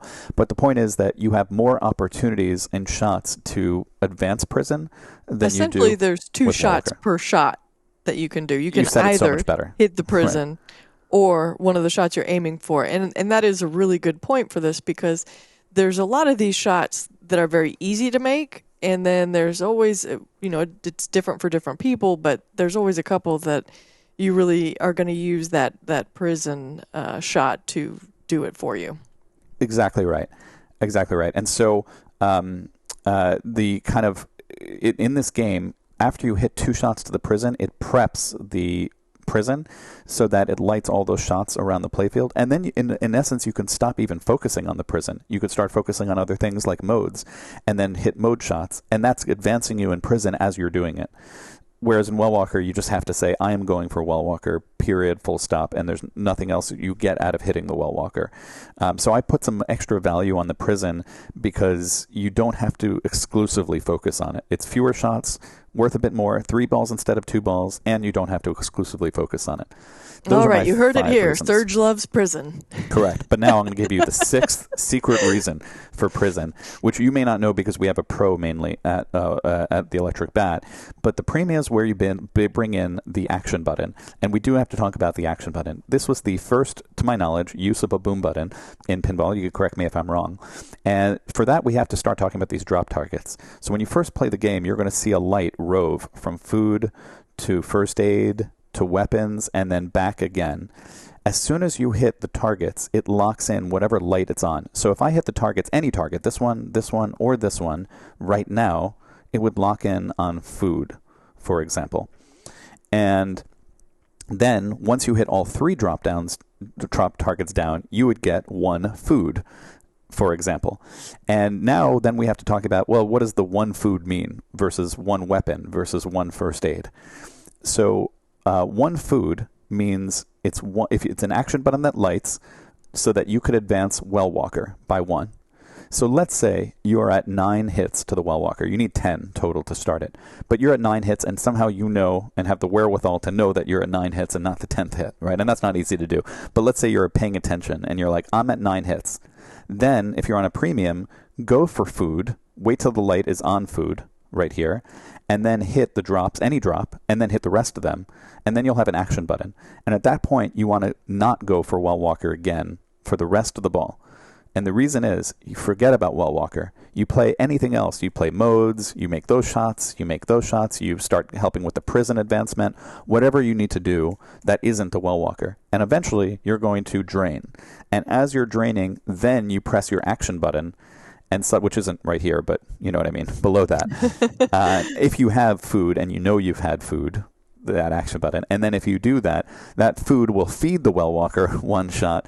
It will activate your multiball because it was only 1 shot away. So all it does is spot 1 shot to Well Walker, not any shot, but 1 shot to Well Walker. And if you get it, if you have 8 hits to the Well Walker and you press that while it's draining, that doesn't help you. You're going to lose your ball. But if you're 9 hits to Well Walker and you know that, and then you drain and you have that action button, it just saves your ball and starts a multi-ball. Do you have any questions about that food for Well Walker? I don't. Can you talk about how it works in the Pro?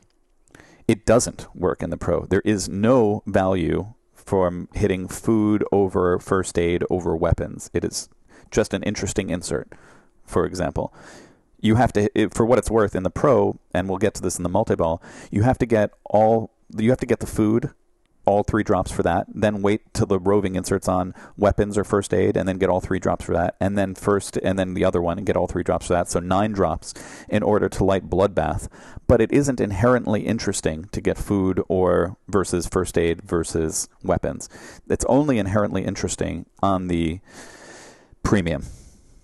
Fascinating. Does that answer your question? Yes. Because back then, I don't even think the Pro, you could tell me if I'm wrong, does it even have an action button on it? I can't remember. I feel like it doesn't, actually. I don't think that it does. Right. Back then, they didn't put action buttons on all of their games. It was a relatively new thing, for them to have action buttons. And this was the first boom button, and this is how they did it. So I mentioned food gets you 1 spot shotted for Well Walker, so it pays if you're playing the Well Walker strategy on a premium to get to 9, pay attention when you're at 9, and we'll talk about how hard it is to do that because there's some clarity issues here. But let's say you did that, and then it would spot you a shot and bring you into Well Walker. The same thing is true for prison and first aid.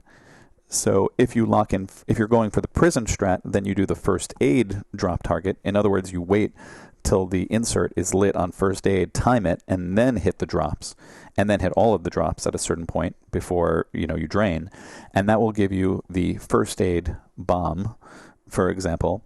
And first aid, that means spots you a shot. So I mentioned that the prison was 9 shots to start it. There, you'd want to get 8 shots. And you'll know it's 8 shots because you'll start seeing the prison letters rove back and forth. So it's a bit easy to spot on that one. And then collect your first aid, and then you get to the prison within 1 shot of starting it. And then you avoid prison. You play the rest of the game. And if you drain, you use your action button as you're draining, and that starts prison. So how does the game prioritize if you've already gotten, if you're getting food, but then you have, yes, if you have them both, how does it prioritize? As I recall, it can add up your walker bombs, but keep in mind that it's hard to add multiple walker bombs because you could add one weapon, 1 first aid, and 1 food. But it's hard to do both because it's hard to do one on top of the other because you have to hit the drop targets down and then a new thing lights, and then you might hit a new thing and add it up. But you can get multiple bombs. That is true on multiple of these first aid weapons and food, as I recall. How does it prioritize between first aid and food for the multiball? Let's say if you had both lit. I actually don't know. That's a fair question. This is when I call in John Schoppel, by the way. Yeah. Right. This will be the John Schoppel update on the next. Of course, we've got to find somebody with a premium. Almost nobody. I know of one person who has an LE, or I guess I'll have to call him. And then I've hopefully explained, I didn't talk about the weapons because that has nothing to do with it, but of these bombs for the purpose of multiball. But I was talking about prison versus well walker, and I explained hopefully what the bombs, the action buttons do, food versus first aid. I always remember food, well walkers are hungry, I guess. They've been in there for a while and they need to eat. So well walker is the food one, and prison, there's always a prison doctor and they need first aid. That's my memory trick anyway for what it's worth. But I was also going to say, given that both are these bombs, I still think that on a premium, you should especially go for the prison. And a few reasons for that. One is that I find it easier to accidentally hit well walker than it is to accidentally hit prison. And so let's say you got well walker 1 shot away, and you're like, I'm going to wait till I drain to use that action button. You might accidentally start it very frequently, and that whole plan is thrown out the window. Whereas prison, it's less likely to accidentally hit it. And if that wasn't nuanced enough, I'm going to give you a very super nuanced deal here. As I said, it is 9 shots to get to prison and 10 shots to get to well walker. But the bomb only works, and you could only accrue the bomb even when you have, quote, prepped the multiball. The prep of the multiball for prison happens after 2 shots, and the well walker happens after 5 shots. So the point is that it is easier to accrue the bomb in prison than it is in well walker, because you first have to hit well walker more times before you can get the bomb to use. It's a super nuanced point. Got it. And also it should be said that prison, it's 9 shots on default settings. Those settings can be changed to make it harder, or I don't know if you can make it easier, but you can certainly make it harder to start. Right. And we are talking strategy, and we're talking about what you should do in this game. And everything I just said is before you play the game. You have to decide. This is the way I roll. You have to decide, is it a pro or premium? Is it stackable modes or not? Like, is it default versus competition settings? And then only then you can, and then decide, are you a prison or a well walker person? And then only then can you now plunge. And now plunging, all right? Skill shot actually matters in this game, especially in League Night, because it could be worth over 1 million points progressively as you play the game. And oftentimes, like 3, 4, 5 million points might win this game. Nobody does anything in this game, and so just skill shots win it. And so I found a lot of games end with 1 million points between 2 players on a game like this. Maybe one who comes in first place, fine, they get 30 million, but second, third, and fourth place might be like 6, 5, and 4 million, for example. And so the first thing I want to say is, at the top of the skill shot, you want to plunge your ball into one of these lanes, but you can choose which lane is lit before you plunge, and the answer is always this one. So you want to move the skill shot with the right flipper to ensure that the flashing circle is over the right in lane. And you want to do this for a few reasons. The point of the skill shot is to go here and then go into a lit lane. But 80% of the time when you plunge, on most Walking Deads, it will go into the right. Another 20% on most Walking Deads, it'll bounce and then go into the left. And even if it was 50-50, and you're like, it's just a 50-50 chance, when it goes into the right lane, it very quickly goes into the right lane. When it goes into the left lane, it slowly goes into the left lane because it hits that and then it bounces. Right, so, it's going to have to bounce. Right, it's going to have to bounce to get there. And so, in other words, even if it were 50-50 chance, and it's not, you would still put it on the right in lane because you plunge, and maybe it's on the 50-50 chance going to go right in there. Or maybe it's not, and it's going to hit that and bounce. All right, so then you move the in lane at that point. Agreed. So very subtle but important point that often will win you even just one singular advanced position in a league night is just move that light to the right in lane instead of the left. So that's the plunge. All right, now the ball comes out of the pop bumpers here, and hopefully you get the, quote, good feed. And by good feed, I mean it goes here, bounces off the left flipper. You don't use it when it's on the left flipper. You let it bounce, and it goes to the right flipper, and now you're trapped up. And at this point, let's say you're a prison person, for example. Then what I would say, if you're a prison guy like me, is and you could do it with the right or left flipper. You hit a shot during ball save time, especially to the Should prison. Should we call this episode "Prison with Serge"? Prison with Serge, or Well Walker with Rachel. So, like you said, you use your ball save time to hit the Well Walker. It's okay whichever one you choose, but choose one and then use your ball save to hit it. Especially the prison, after you hit 2 shots to the prison, then it traps it on the magnet, and then will often throw the ball directly down to the center drain. And if you could somehow do that very quickly in your ball save, maybe you're going to be okay, for example. And I imagine they're going to put a ball save, by the way, in the remastered, so you don't even have to worry about this point. But where if it shoots down the middle, you'll get your ball back. I don't know how I feel about that, but they're going to do it. And so anyway, make your 2 shots to prison. Fine. Now, you've prepped your prison. Here's the key point again. Is this a premium or is this a pro? If it's a premium, you want to time your shot on your next shot to be on the drop targets when it's lit on the first aid insert so that you could build up your prison bomb, in other words. And regardless, if you're on a pro, you're still going to go for the drops at this point because getting one set of drops starts your mode selection. So you get on the first game, before you start any mode, one set of drops lights your modes, and the modes are picked from your 5 various shots here. And if you're going for the 30 million point strat, the answer is barn. And the reason you go for barn is that shot starts barn after you hit the drops. It also will now spot you 1 shot towards your prison, as we mentioned earlier, if you've prepped that. If you're getting the good feed, it comes out of the out of the orbit, hits the left flipper, goes to the right, and now all you have to do in this mode, it is the simplest mode in pinball to describe, is hit the left orbit. And when it does that again, you let it bounce, rinse, repeat, and you hit the left orbit. And if you can do that, and I know this feed is unreliable, but especially if it's a good feed, it's better than nothing, and you just hit the left orbit, and that's all you have to do. And if you do that a few times, you're at 30 million point strategy. You're at 30 million points, and you often will win the game. So that's my 30 million. I'll get to the 100 million in a second. But any question on the 30 million? Well, can we go back to the skill shot? I'm not sure if you said I didn't do it. Going over the rollovers. You're right. I didn't do it. Timing the rollovers. So the skill shot is not only about going through the in lane when the circle is lit, it's also about timing your plunge because you're going to see these 2 lights, these 2 rollover lights, and Stern brought back the rollovers for this game, which I don't think had been in a game for a while before it. And probably with good reason. Probably with good reason is right.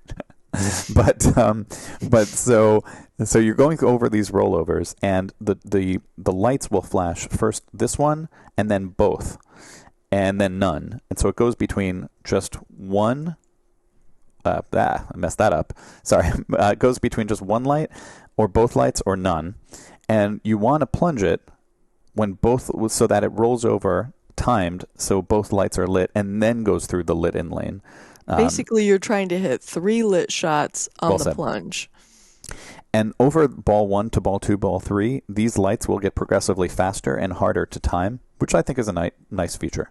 about it. And their value is increased. But you are dealing with the special thing that is a rollover, meaning that if you go too far to one side, depending on how your specific game is like physically put together, it's possible that it may not trigger that switch, which is always frustrating as a player. I believe ours at the bat trigger 99% of the time. Have you experienced rolling over lit rollovers on this game and them not working? Yes. Okay, so it does still happen, and that's just but not a at the bat as function. much. I've had it happen a lot at games not at the bat. Yeah. Ours, we've tried to fiddle with them to make them I think it works well there. sensitive, and so that you get credit when you roll over a shot, because there's few things as frustrating as not getting credit for a shot that you've made. That's exactly right. I totally agree there. So you made your skill shot, you've prepped your prison 2 times, you went back here, you timed it to first aid if you're on premium. If you're on a pro, you don't care, but you still hit the drops anyway. And you play your barn, you hit as many shots as you can in 30 seconds. Eventually you drain out because, that's what happens. And now you're on ball 2. So you're on ball 2, you take a breath, and you see where you're at on your prison progress. And prison progress, like I said, it's 9 shots total until the arrows are roving. Not arrows, the insert that spells prison is roving. You also take a look at your bloodbath progress. So to get bloodbath, I mentioned before, you have to hit 9 drops, but not just any 9 drops. You have to hit them in the precisely right way. If I got food and I got all the drops down, and then the next time I randomly bounced into the drop targets, it was still on food, that doesn't progress me towards bloodbath. So you need to time. The first time you hit that area, you don't have to time it. But the second time you do, because the first time, if you don't care about the bombs and you get food, let's say, that's fine. Just the next time you hit the drops, it either has to be weapons or first aid. And then the third time you hit the drops, it has to be the other one of those 2. And then if you do that, bloodbath will light. But the point is, you want to take a stock of your progress here on ball 2. Like, are you close to bloodbath, or are you closer to prison? Or if you went well walker, how close are you to that? But the point is that now you've been ignoring much of these for ball 1. You may have made some errant hits to them. You've gotten some progress there.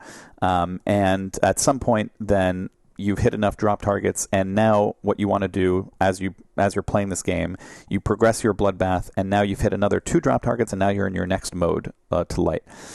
This is, as I said, an unusual game because you can start a mode first and then multiball, or start a multiball first and then mode. So I don't mind on ball 2 ignoring this, in essence, if you're, let's say you're close to prison, and just start prison. If you're on factory settings, non-competition mode, where you could bring a mode after multiball. So you start prison, and then as you're starting prison, then you wail on the bloodbath targets here. Hopefully you've timed it well, so you're progressing towards bloodbath.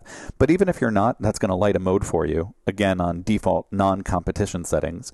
And then when you're in multiball, the mode you want to hit is this one, the mode shot, when the modes are lit after you hit 2 sets of drop targets. For the first mode, you only have to hit 1 drop target completion, but to the second mode, it's 2. And then you hit the riot shot. And the reason you want to hit the riot shot, which is not an easy shot to hit, is that mode is a switch hit based mode. So there's enough switch hits, for example, from the pop bumpers, will increase the value of this riot shot. So during the multiball, you want to keep plunging to hit a bunch of switch hits. I've even seen some people purposely drain when they start the multiball with riot, just so that, because there's no spinner on a pro, but on a premium at least there is, so it depends what you're on. But you want to build up switch hits and then make that shot through the riot.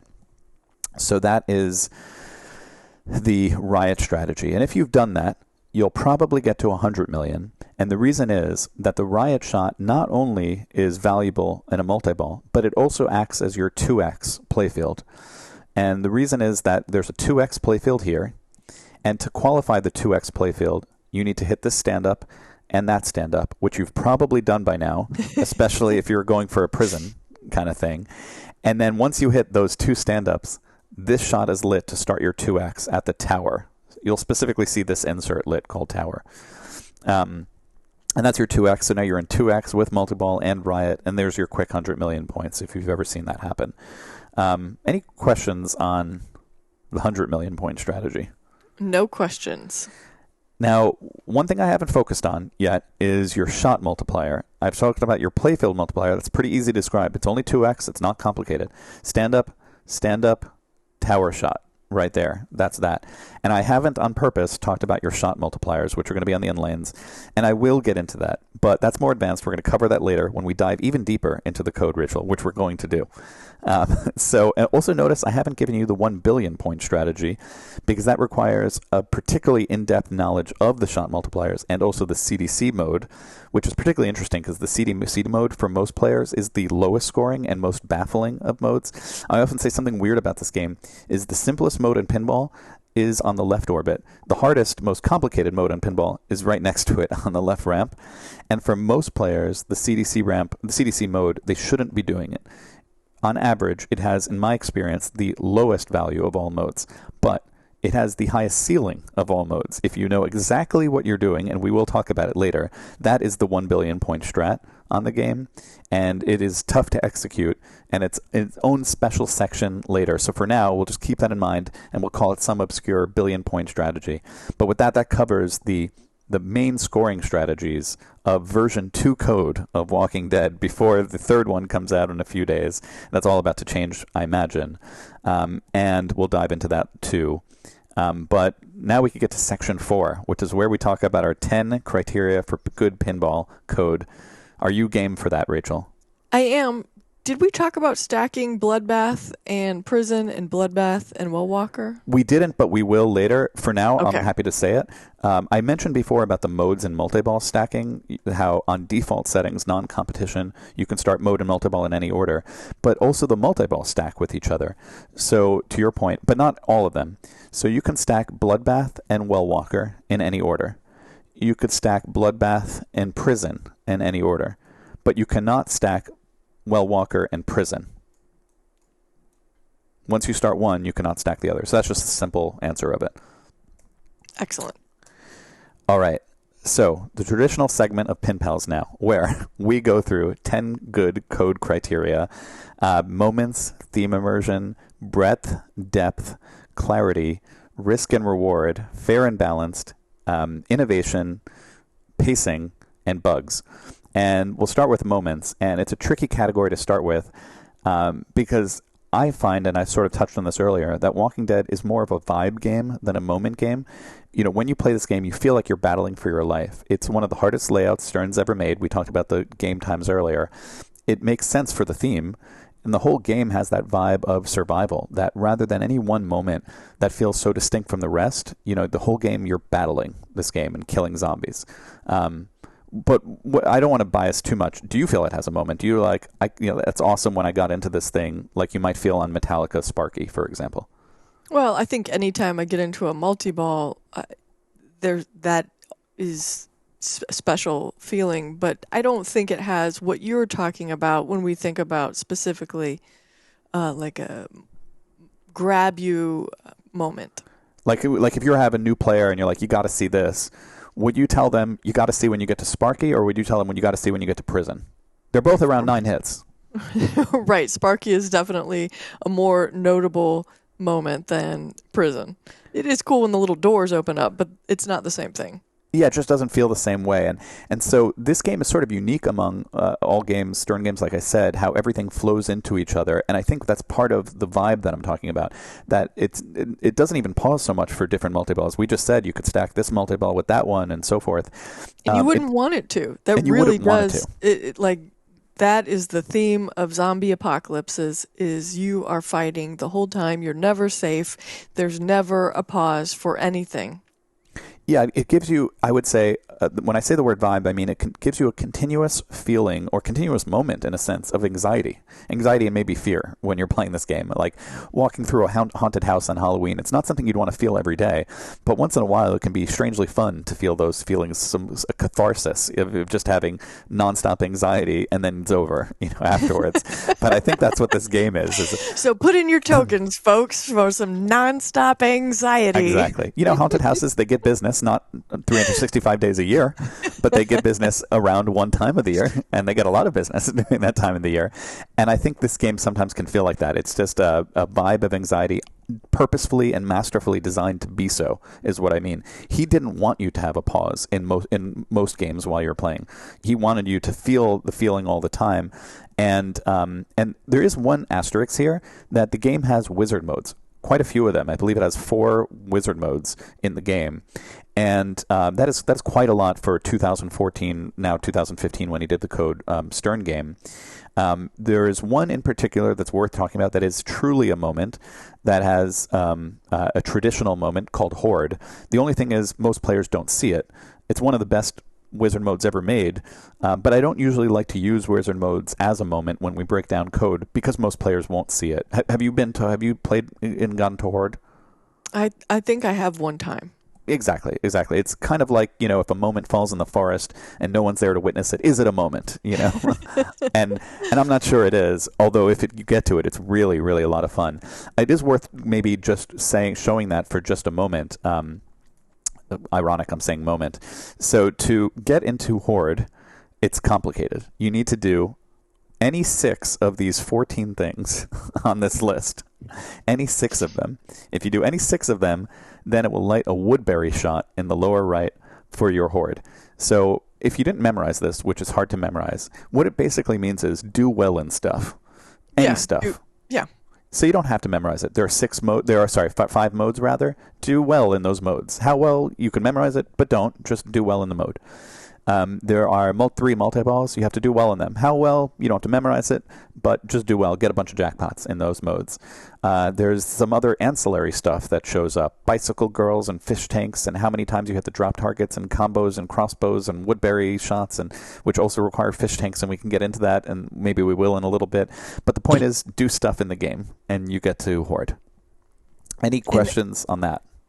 No, because my question was, I'm not sure how I did it, and now I see that most people probably don't know how they do it. It just shows up, like you're playing pretty well, and then all of a sudden you're in Horde. Yeah, and it's interesting, like sometimes you want a very specific set of things to do to know how to get to a wizard mode. Oh, I have to play all the modes. Oh, if you play in James Bond, you have to play 1 jetpack, 1 bird one henchman, 1 main villain. And if you do all 4, you get to James Bond mini wizard mode. And so it's a very specific set of things to do. In this game, it's just do well and stuff to get to Horde. And I don't think this chart exists. I'm showing it, but it's not about memorizing that. It's just about do well, and you'll get there. And then what I thought I could do is show you a little bit of what makes it so masterful. When I say I think it's one of the best wizard modes in the game, I think I want to say why. We won't hear the sound for it here, but I want to give a shout out here to Mixer Tuna on Buffalo Pinball's channel for his amazing tutorial video on Walking Dead, where he goes over it in over 2 hours, I believe. And I also really appreciate Buffalo Pinball's channel. They've made so many tutorials on games that I've learned a lot from over the years. So a few things make it great. When you qualify it, after getting all 6 weapons lit, it's going to light the woodberry shot on the bottom right, and that's going to be, let's see if I could coax it to work. And if it doesn't work, we're going to move on. But you have to, here he has all his weapons lit, and that's lit the Horde, and the shot is flashing like crazy. You almost never see this in the game because it's hard to get to. So it's a moment because you built up to this huge thing that's lit like nothing else has been in the game. And now he's in it. And what makes this mode really, really great, so many things make it, to me, the best. I would sometimes say it's the best wizard mode in pinball, but it's certainly one of the best if you don't buy that. When it starts, it's multiball, which like a lot of wizard modes are. But one thing I really love about it is the mode continues even when you get down to a single ball. Most wizard modes are not like that. Most wizard modes, you're in multiball, and as soon as you get back down to drain to 1 ball, it's over. And there's sort of an anticlimax there because you're still in play and you still have a ball left, and that could lessen the emotional impact of the wizard mode. Whereas in this game, back to its vibe, it's a zombie killing apocalypse. And if you were in a multi-ball and then you drain down to 1 ball during the wizard mode, he's still in it right now, in 1 ball play. He's in 2 ball at this point. When you're in it and you get down to 1 ball, you still feel like you're up against the final boss now. You're playing, and you're not leaving until you either die or beat it. In other words, until you drain completely. And I really, really like that, especially for the theme of this game. The anxiety is maximal. On the screen, zombies are coming out at you mainly from 5 places. There are 5 animations where the zombies could come out at you, and they represent the 5 shots around the playfield. The closer the zombie is to getting to you on the screen, as we'll show here, the more lights are on the inserts. So what I mean is, it should show it in a moment here. So right here, there's a zombie right there, for example, that's getting close to you. And so it has 2 lights flashing on this shot. This one is getting really close to you, and it has 3 lights flashing on that shot. So even if you weren't looking at the screen, you know where to go based on the most lights on the most shot on the shot. Is there any questions on that? No, that's great the way that they've shown you. Yeah, it's just so elegant, in giving you that. It's immersive because there's zombies coming at you and you feel them coming at you. And by the way, look how close that one is. And this one, and that one, and this one. Yeah, look at them try to kill you. And also the closer they get to you, the more valuable they are. So there's a risk and reward for that as well. But you also feel the anxiety, the pressure building up as 4 inserts light, and they get the closest place to you. So there's 4 places they can get close to you. And then the point about the one ball thing. If you drain your ball. What do I want to say? If a zombie gets too close to you, they kill you. Power is killed to the flippers and horde ends. You get your ball back to plunge now for the rest of that ball, but the mode truly ends and you die. And if you play it on competition mode, by the way, the ball really will end on when the zombie bites you. And it's one of the few games I could think of. This is another random trivia question. The few games where you can actually lose the ball without draining. Let's say on competition on Dungeons and Dragons, you can see that if you're fighting something, then the flashes get faster and faster, and then all of a sudden, you've lost one of your guys, but it's not going to end your ball. Right, exactly. This is one of the, and I'd love people to tell me if they know of other games on the trivia in the chat, of what other games can you actually truly lose your ball without going down the center, left, or right drain, and not jumping over a flipper or anything. You just did something poorly in the mode and the game ends. This is one of those games where that happens, and that is innovative in itself to me. It's also innovative because in a theoretical way, there is no limit to horde. How it works is you have to make enough shots. You have to kill enough zombies that are coming out at you, this horde of zombies. Once you do, this woodberry shot will be lit to escape. You have to hit it in there, and then it asks you a question. Do you want to continue fighting, or do you want to escape? You could escape, and the mode ends, and you've won. And I believe it's actually lit right now for escape. But you could choose, and if you continue on, you continue playing the mode. And you could also get add-a-balls from killing enough zombies in a wave. It gives you a super jackpot and an add-a-ball. There's actually no known limit to the number of waves in this game, and they get progressively more valuable. And so it's just, hopefully I've given a solid argument of how it's the best thought through wizard mode in perhaps all of pinball. Brilliant. And don't you think that Oxygen Destroyer is sort of along these lines, but just as an homage to something like this? And I know that we also saw it in Wizard of Oz, as far as he escaped, by the way. That's like a ball save versus a losing your ball. But in Oxygen Destroyer, you do get that chance to continue on, or you lose your ball because you didn't do the thing that the game wanted you to do. Totally agree. Is, I think, far more elegant. Yeah, in a few ways, a few games have used the Oxygen Destroyer strategy. Dune had it with the Pain Box, where you drain, but you can get it back if you do this one thing, for example. And Godzilla had it with the Oxygen Destroyer, whatever it's called, and excellent. But this game, like you said, is just so elegant in how it does it. So moments, in a sense, it has no moments except for this horde. In another sense, it's all a moment. It's just a huge vibe of anxiety, I'd say. Theme immersion. It has a singular, almost Buddhist-like focus on theme immersion, which is all you have to say is shots kill zombies. So let's say around the playfield you have walkers lit. I'll show you, for example, let's go back to here. Here in this game, you're going to do things, and walkers will be lit here on these inserts. Whenever you hit them, you'll hear a zombie getting killed, for example. So just walkers kill zombies. Let's say you're in barn. Every time you shoot that shot, it kills a zombie on the screen. And then a new zombie on the display, a new zombie comes out, and you have to kill it too. What do you have to do? Hit that left orbit, kill a zombie. Let's say you prep the prison, like we talked about earlier, and there's 6 shots around the playfield now that are lit. This one and this one and this one, the prison itself, the tunnel, the arena ramp. You kill, let's say, that right ramp, then that zombie will die. For example, on the animation, you kill this left ramp, then this zombie will die on the animation.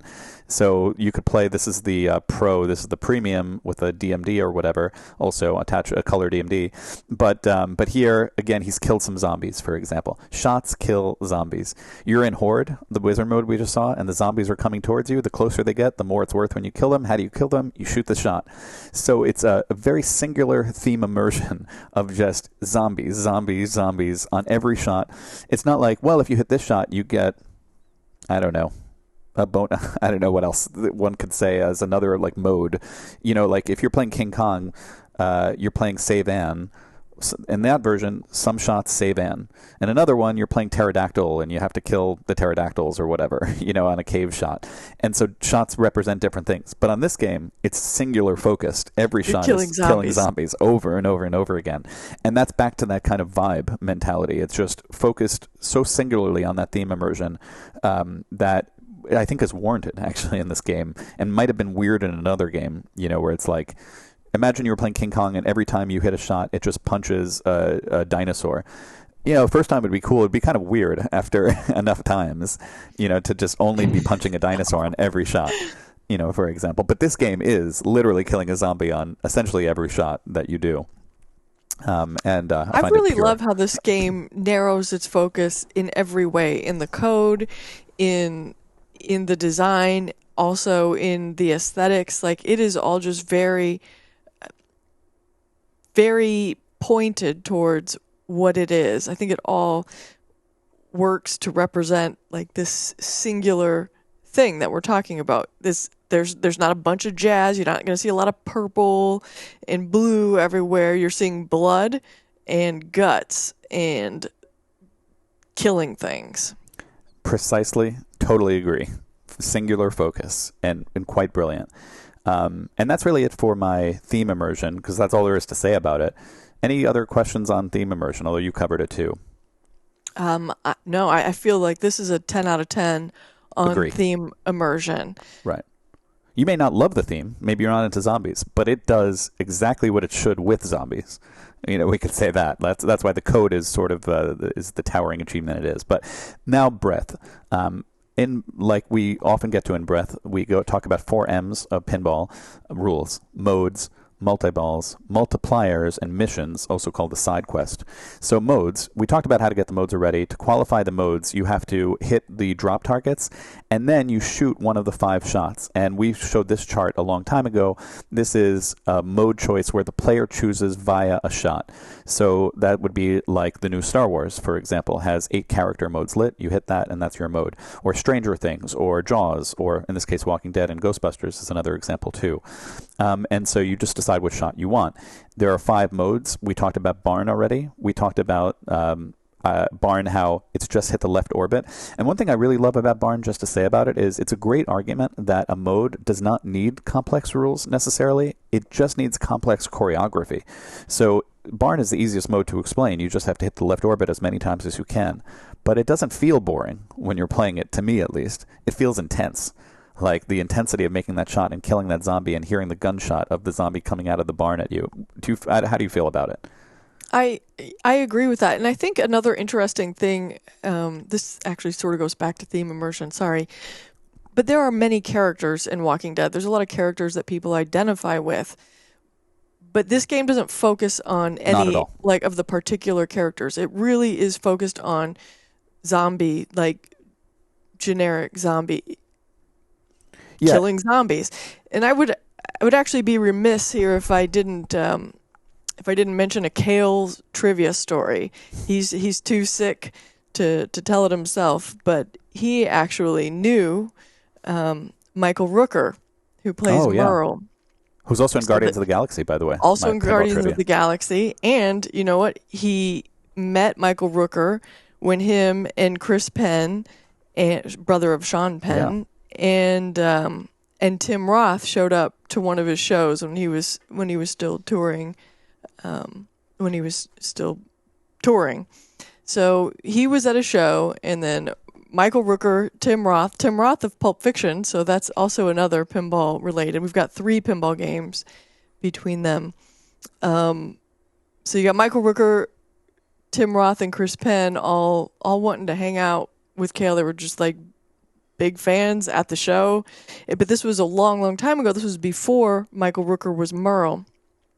Still kind of hadn't done as many things at that point. But that is to say, there are characters in this game. You can ask Cale if you want to hear specifics of stories about these nights. I don't think I'm not quite at liberty to divulge all the juicy details. But Merle was one of the characters that I, as a non-Walking Dead fan, knew of in the game. You don't need to know any of the characters in this show. So whenever people are saying, like, this show was over a long time ago, why are they bringing this back? Which is, we're hearing a little bit of that. The show doesn't matter. It's the theme, the overarching zombie theme that matters. And I think that whenever people realize the brilliance of the code that you're sharing with us, that's one of the things that really stands out. We are just killing zombies in really cool ways. Beautifully said, too, and good story, too. Kind of a half story there, but there we go. So modes. I'm not going to go through the rules of all 5 modes, but I will say we talked about Barn already and how that's amazing with its simplicity, but very involving choreography, and that's a good single ball strategy mode for 30 million points. We talked about Riot, how that's a good multi-ball strategy mode for 100 million points. If you've already played Barn, Arena is a good choice for single ball mode after Barn, because it's also hit the right ramp as many times as you can, especially in a combo, then it's worth more. And it has an added twist. It's almost the same as Barn in that you just hit the shot a bunch of times. It's harder to hit, I think, because it's so close to the flippers on the Arena shot, which is that right ramp. But I will, and that's this one. But I will also say that as you build up the Arena shot, you can end the mode in this shot by getting, as soon as you hit that gives you 20% of all the added up value you got on the right ramp Arena. So it adds a little twist of like a risk and reward there on Arena shot. And then we're going to get to CDC later in the clarity section because it's unclear.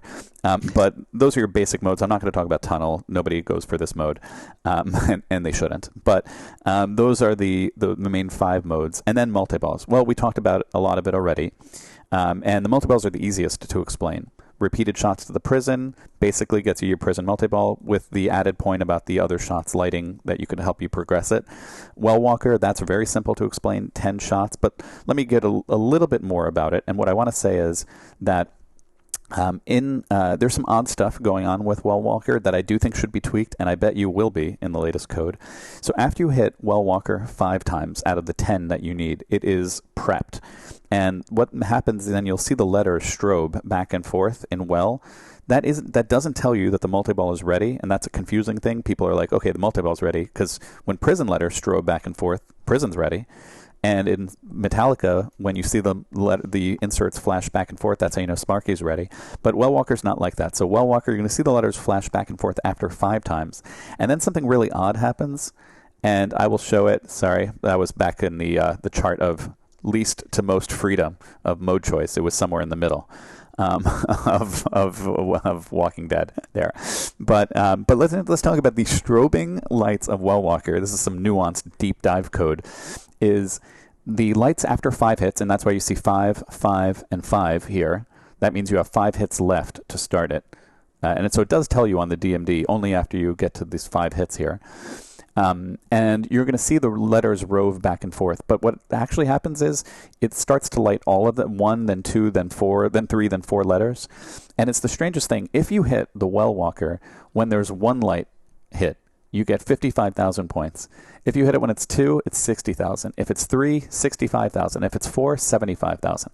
So there is a kind of a deep code of when you want to hit the well walker with as many lights as flashing on it as possible. Not for 20,000 points. Exactly. Exactly. Now, there's the issue. It is the strangest thing. It just must have been forgotten to history that when you play well walker, it matters when you hit it, but not really, because we're talking about the difference of 20,000 points, and you're not thinking about that while you're playing. So I do like the rule, but the coding, the scoring needs to be totally tweaked for that, and I bet will be. That's one of my things I bet will happen on the new one. Very small point there, but you know what? We're here for details, right, Rachel? But at the same time, if people are hitting this randomly, most people are not going to know this rule regardless. If it was huge, I mean, there's got to be a real careful sweet spot there where you're not accidentally giving somebody like 1,000,000 points because they happen to have hit it unbeknownst to themselves at the ideal time. True, and I'll be curious about that, and I'll also be curious, maybe one thing they could do is make the multi-ball more valuable when you get it, the more you hit it when it's full letters, but I don't know. We'll see what they do with it. That's one thought I had. So deep cut rules there. Prison we talked about already, but the one thing I want to say about the prison, in addition to what I said before about hitting the shots representing the zombies and how that's great immersion and it's all true, is that prison is unique, that it has its own multi-ball, wizard mode rather, associated with it. If you get 2 super jackpots in prison, which is another way to say 12 jackpots in prison, during prison multi-ball, then it will light Siege for you, which is an entirely other wizard mode that's extremely hard to get to. And I always found it curious that of the 3 multi-balls, only that one gets a special mini wizard if you do well in it. And I wonder if in the latest code that they're going to add a mini wizard for doing well in Bloodbath and doing well in Bloodbath and Well Walker, for example. That said, it's pretty hard to achieve. It's just an interesting nuance. It's probably one of the hardest multi-balls one of the hardest wizard modes to get to. Bloodbath is the third multi-ball. We talked about that, and it's the only one that has add-a-balls.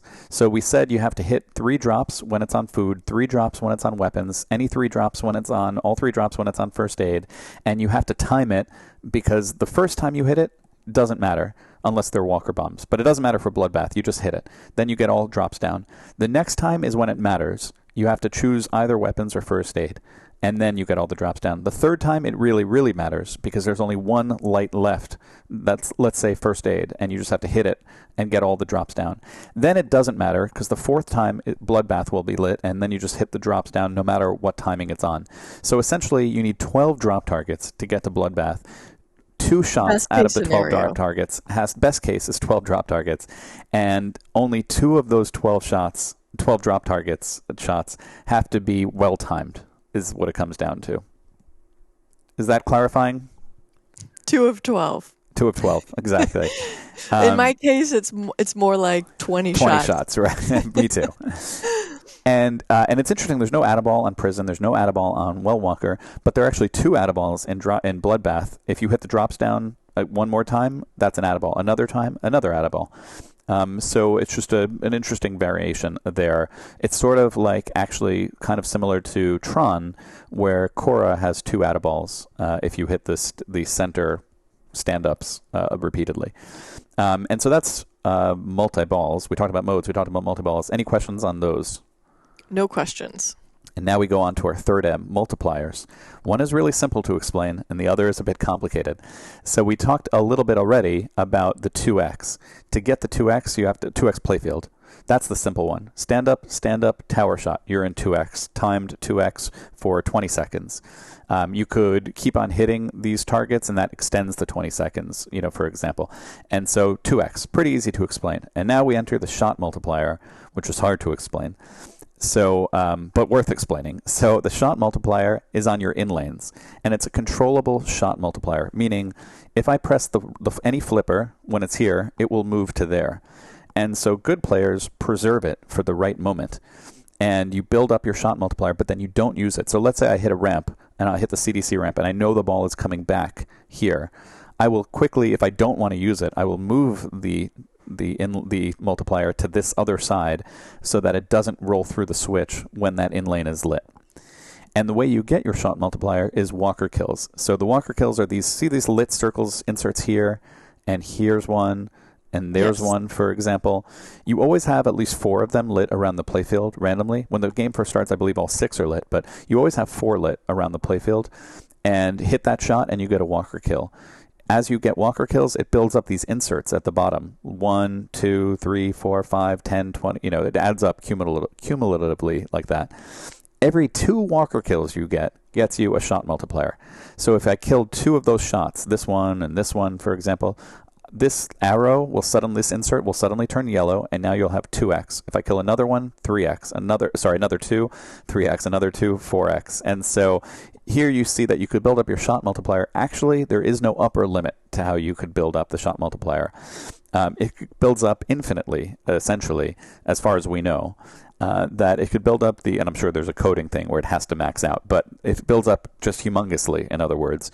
And then this is the chart for that. There's no apparent ceiling that we know of for the multipliers, but you want to time it. So let's say you have that barn mode lit. You hit the barn mode a bunch of times, then hit the ramp, the CDC ramp, go through the in lane, and then hit the barn shot, and it'll be worth a lot more, 4x, 5x, 6x, however many you've got in that multiplier too. So that's the shot multiplier. Any questions on that? I do have a question. So let's say that I use it. Let's say I have 10 walkers killed. So I use it and I have a 6x multiplier. Mm. Then I kill some more walkers. Starts from the bottom. Okay, so if I kill 10 and then use it, I get a 6x. And then let's say I kill 4 more, then I've got it available again for 3x. Yeah, it is a true shot multiplier.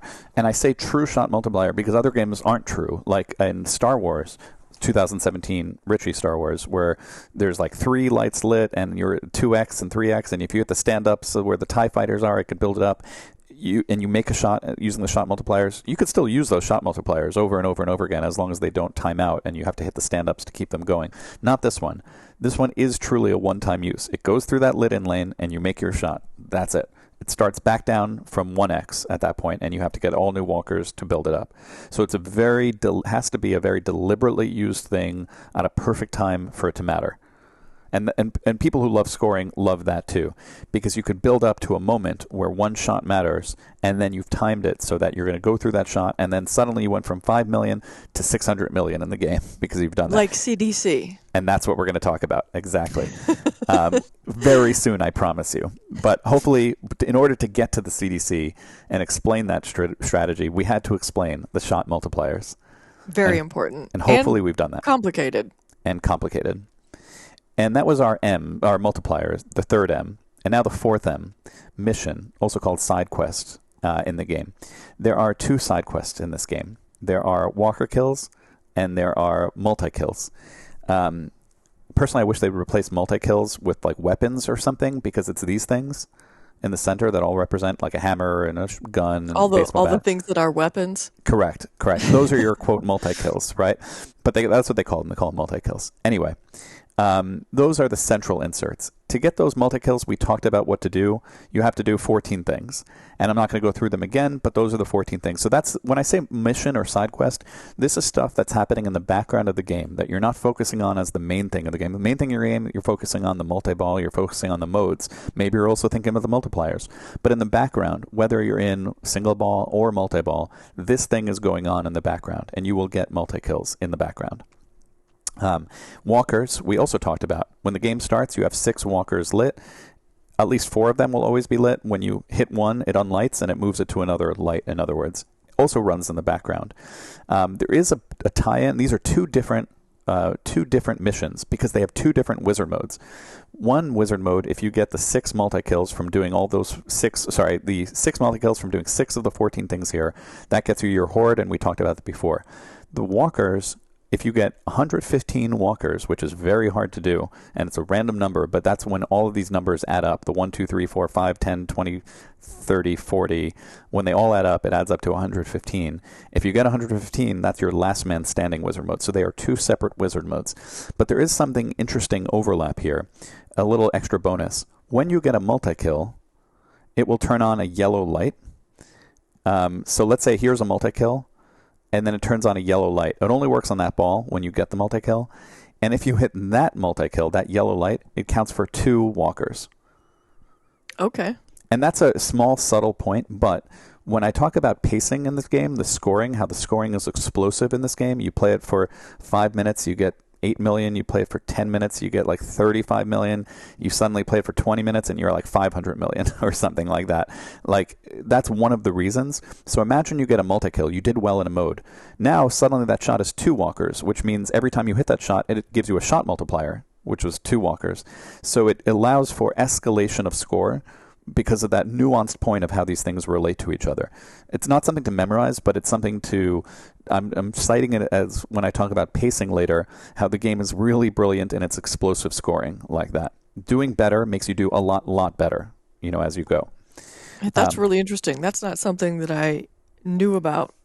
Yeah, yellow circles mean 2 kills when you hit that. And that's actually why they call it a multi-kill. I know why they call it a multi-kill. I just don't like that they call it a multi-kill. It should be called a weapon, but whatever. Multi-kill because it gives you 2 kills when you see a yellow light, in other words. All right, so that's it for breadth. Pretty good on breadth, especially for a 2014-15 game. You have 3 multi-balls, you have 2 side quests, you have 5 modes, you have a complex multiplier system for both playfield and ShotX. There's a lot of ways to play it. The strategies are varied, and so I think it's it's very strong on breadth to me. There's a lot of things to do, in other words. I think it could be stronger. We'll talk about that later, but I think it's pretty darn good. And for its time, it's one of the best, I'd say. Depth, I could be pretty fast here. This is depth meaning when you go far in the game, what do you get? And it's very, very good for its time. It has 4 wizard modes here. It has, if you play all 5 modes, for example, 1, 2, 3, 4, and 5, you get a wizard mode called Escape Terminus. I mentioned before, if you play the prison well, you get Siege. If you get the multi-kills, you get Horde. If you get 115 walkers, you get Last Man Standing. Most of those wizard modes are very hard to achieve. The easiest is Horde, I would say. You usually get it without realizing you got it. But I like that there's a variety of wizard modes for a game like this. I think that's impressive, and I think no game of its time has anything close to that in that way. Agreed. I find it innovative. All right, clarity. Here's where it's not that great, I would say. When you get a multi-kill, it never tells you why. So I mentioned there are these 14 things, but it's hard to learn what you got to do it, other than showing you that chart I mentioned, right? I could show you that chart, but you're not going to memorize that chart. The game should give you some sort of hint as you go along. You're not going to know it right away, but something that tells you multi-kill, it says multi-kill, but it doesn't say why you got it. It doesn't say anywhere, as far as I know, why you got it. So just a thing to consider, that it would be nice if that was a little clearer somehow. Then the other thing I would say is there's a billboard light that's always on. This is the type of thing that would only drive me crazy. It's always on because it's always lit for something called a fish tank progression. And I'm not even going to get into the fish tank, but that's a whole other thing that's confusing, this fish tank thing. The real thing, maybe 2 or 3 other things to talk about in clarity here. Woodbury skill shot. Here's where we get crazy. You've seen the screen before? This was explained to me years ago, and then I remembered it for a day, and I no longer know what's happening whenever I get this. Right.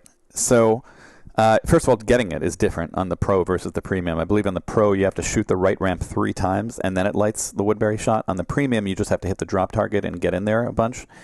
But anyway, you're in there. When you're in there, it's super duper confusing. The basic premise is, and I'm going to say it quickly, but don't pay attention because I am sure they're going to change this in the latest code because of how confusing it is. But you decide which light you want. Do you want light bit, which is 1?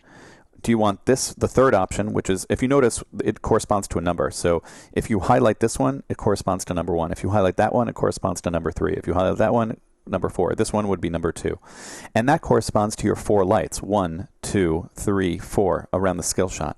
So let's say you go for 1. If you're on 1, it lights that right there, the first rollover.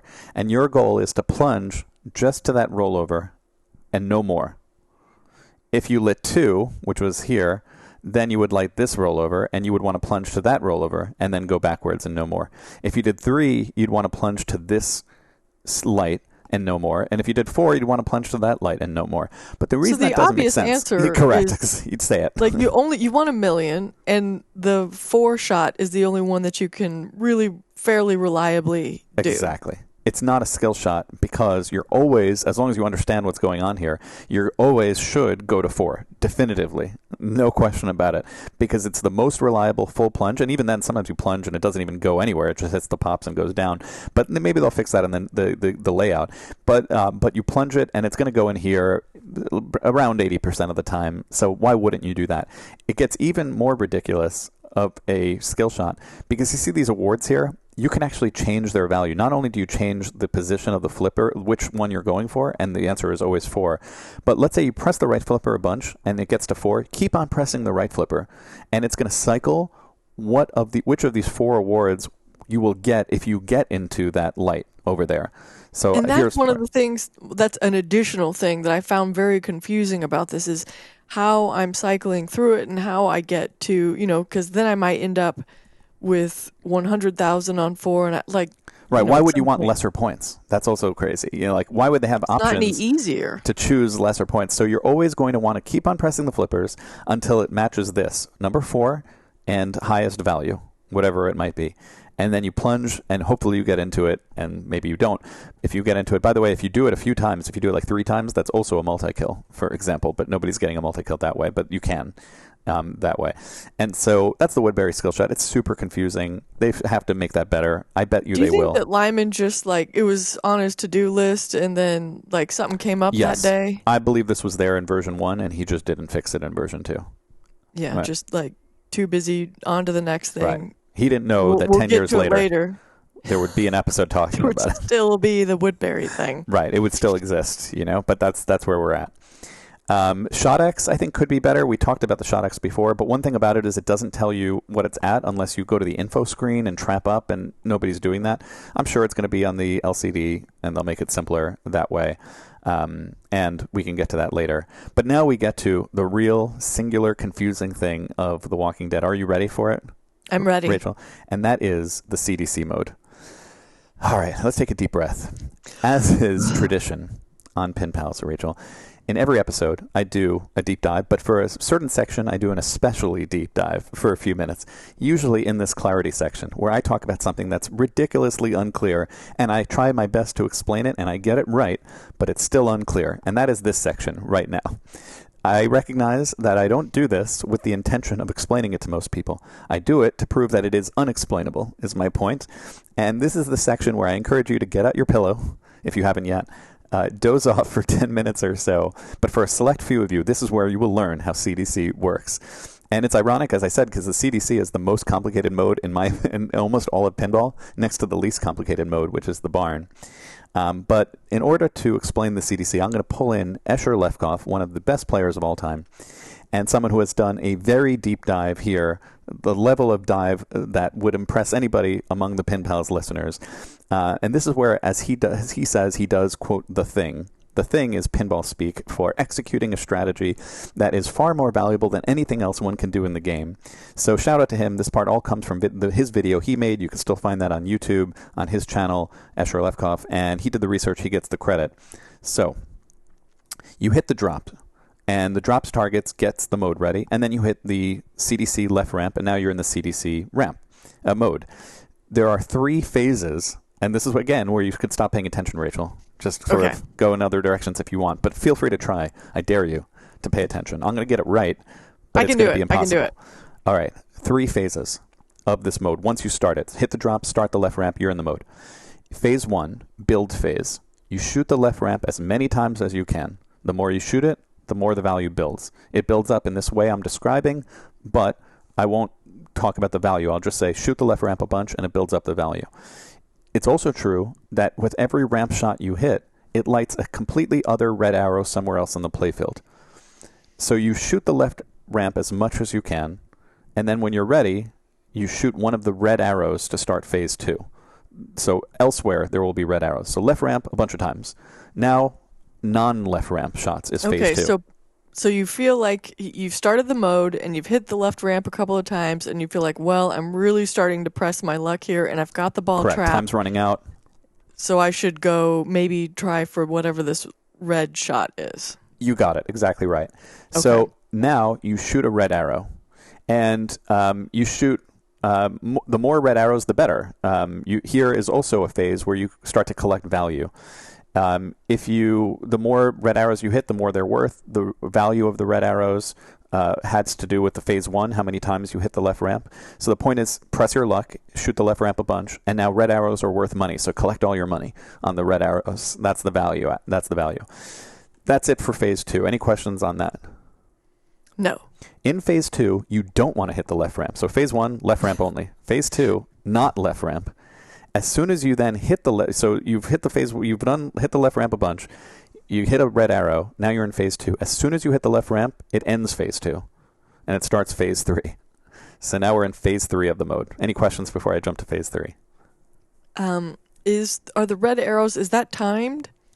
They are not timed. The entire mode is timed, like 30 seconds or whatever. And you could add time, by the way, by hitting the all drops targets down. A lot of people may not know that, but no, none of these shots are timed. The entire mode will end, but you have as much time within that mode to do any of these steps. Okay. So you could press your luck on phase 1, phase 2, and phase 3. Phase 1, build the left ramp as many times as you feel comfortable within the 30 seconds or so of the mode timer. Phase 2, shoot as many red arrows as you'd like to collect all those points that you spawned through phase 1. So I do have a question then. So on phase 1, am I collecting those, or I'm just building it? All you're doing is building it. It's worth de minimis points. I'm not saying 0. It's just worth very little. But it's not worth, like, in this example where you're seeing the 750, 775. All Nope. I'm doing is, it's sort of like in Mandalorian where you feel like you're in the white shot thing. Correct. It does nothing. The ambush mode. Ambush, yes. You're doing nothing by hitting those white shots. So this is the ambush mode of Walking Dead. Correct. Got You are building up, and phase 1 is building up left ramp shots. Doesn't get you many points, just builds up. Phase 2, collect those points. You could do pretty well in the mode if you collect those points. Then phase 3, hit the left ramp. And once you hit the left ramp, after you've done phase 2, however many red shots you want, then it stops the red arrows. The red arrows go away. And then you have to hit the left ramp one more time to finish it. And that final left ramp is the mega collect phase. So phase 2 was a collect phase. You hit the red arrows and that collects you.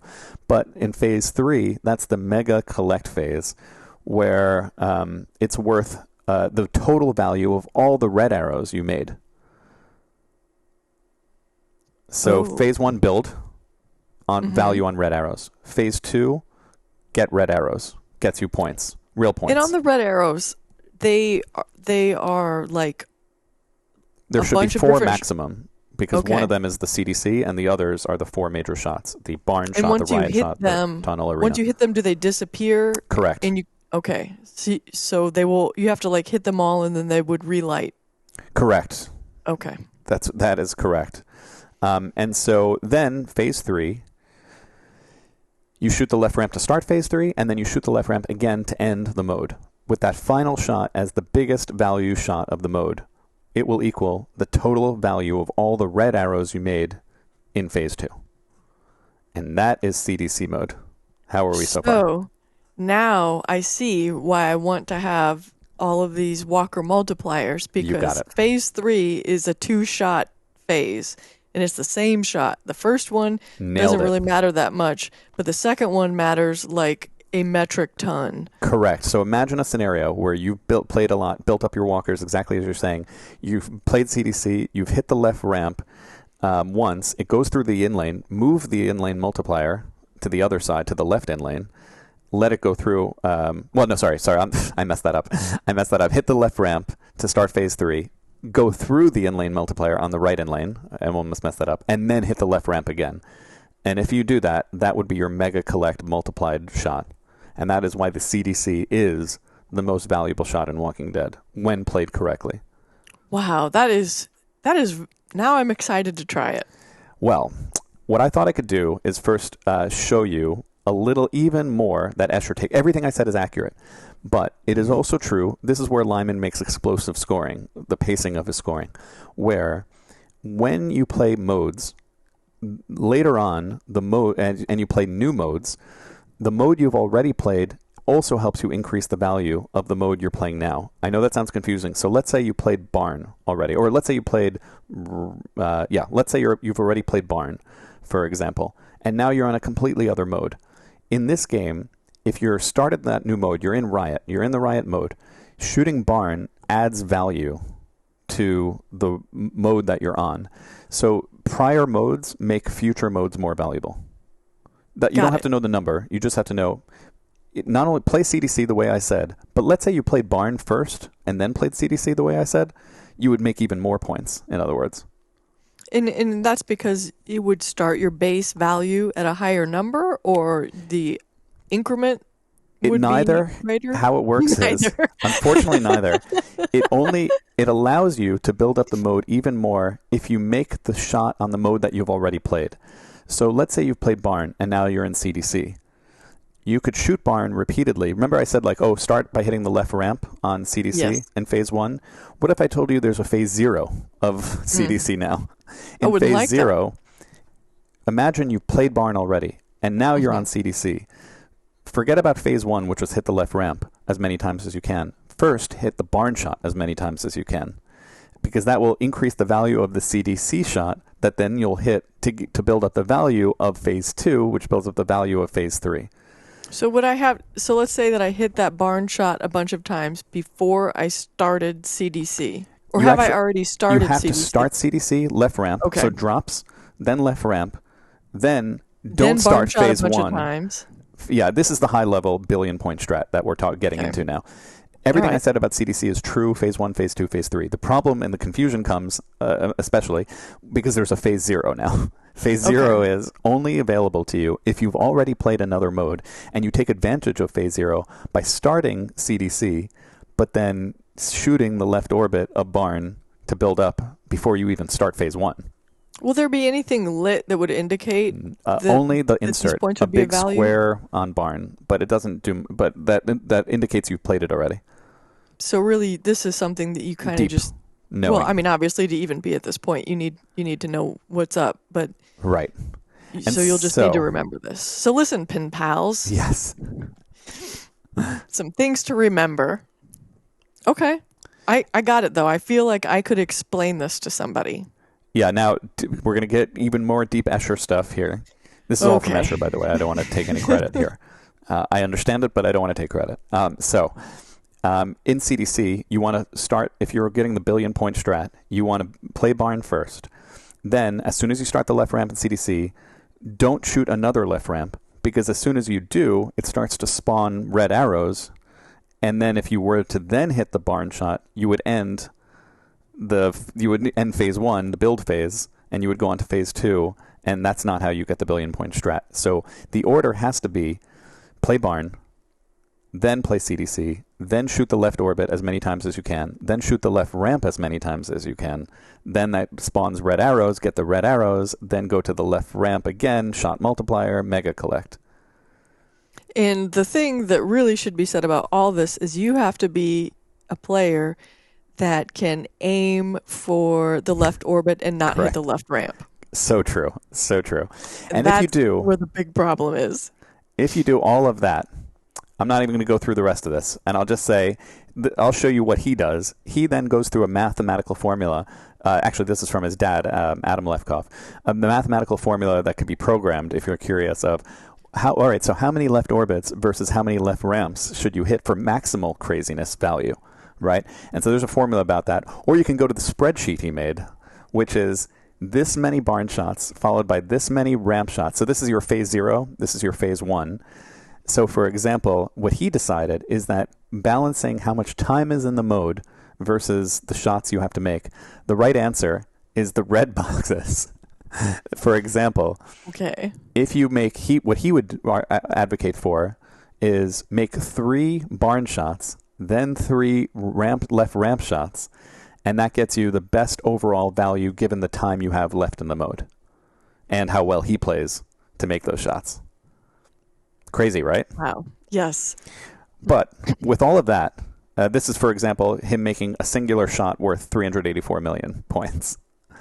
For example, off of that mega collect. But it can get up much higher. You can get it to 1 billion if you needed to.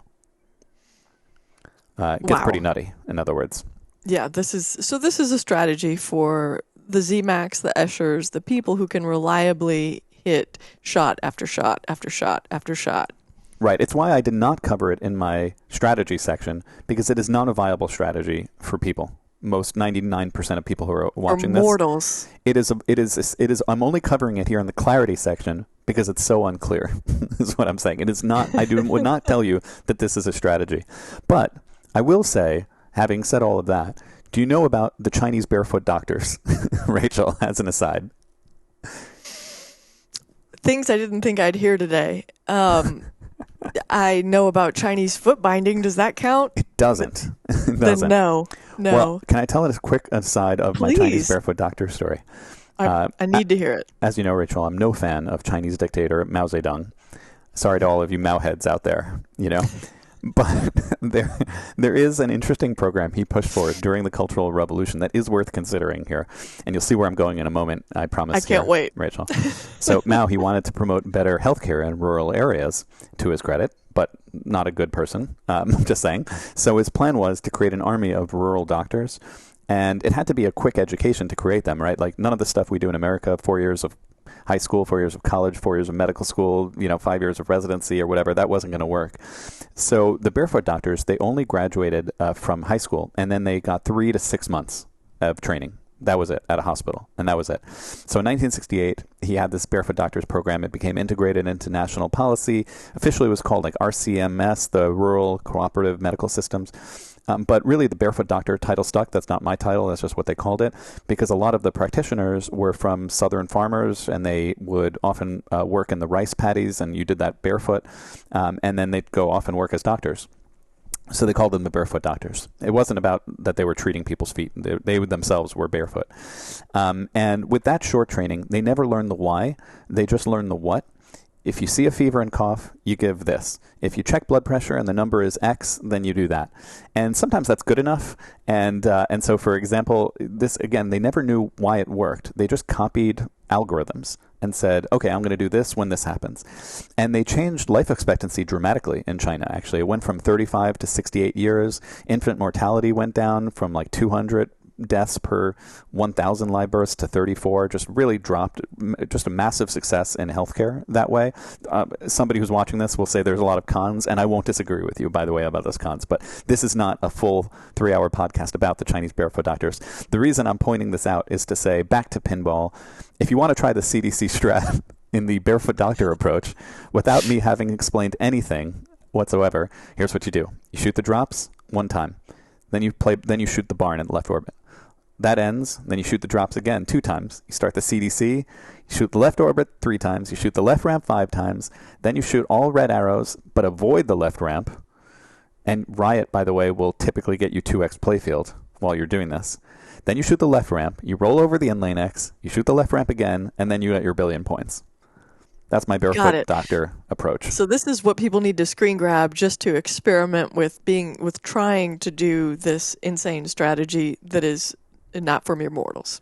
Right. Just you could even take off the glass and just see what would happen if you did this, and you'll get the idea. So this is the secret, X number of shots, and it destroys the entire game that way. But it's so hard to do, so it should be worth that much. I have no problem with that. And so that is everything in the clarity section. We're really rolling along here, Rachel. Do you feel it?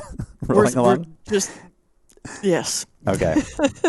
All right. Next section, and hopefully, I think the rest of these will be a lot shorter because we've covered so much already. Risk and reward. A+ here. Do you push your luck with the shot multiplier? It's interesting because the 2017 Star Wars often gets so much hate for its maximum 40x shot multipliers, right? There's 40x, and people joke, like, how ridiculous is that? And I know that's a broad generalization. I know there are lots of players that love the 40x Star Wars multipliers. Maybe by lots of players, I mean that a minority of players. But it's still a lot of players if you put them into like a medium-sized Waffle House, But generally, most players are like, that's ridiculous, that way on that Star Wars. And aren't all Waffle Houses the same size? I guess you might be right. It would get crowded in that Waffle House, though. If you put all the players in the entire world that love the 40x multiplier rule, I think it would get crowded in there. But otherwise, not many people. And I think it's interesting that a lot of tournament-focused players or scoring-focused players can love Walking Dead and not, which has an unlimited shot multiplier system, and not love the 40x system on Star Wars. I'm one of them, I'd say. And I'll give you 3 big reasons why I think that is, and it goes for coding rules here that I would take heed on, is that number one is that in Star Wars, you have to move your hands off of the flippers a lot. You have to press the button and move it over, and red and green arrows, and it causes a bad type of anxiety, like stress in a bad way that makes you just not want to deal with that. It feels like you're doing too much that's not playing pinball. Exactly. It feels like you're doing too much that's not playing pinball. This game, the entire time your fingers are on the button, and you get to decide when to use the Shot X multiplier. In Star Wars, people get confused. The red, if you have to press the button, that helps you move the arrows, but then you have to press it again to lock it in and make it green. And there was like a Pinball Expo recently, and Laserlos was commenting on it, and he was like laughing at what he called the Red X players.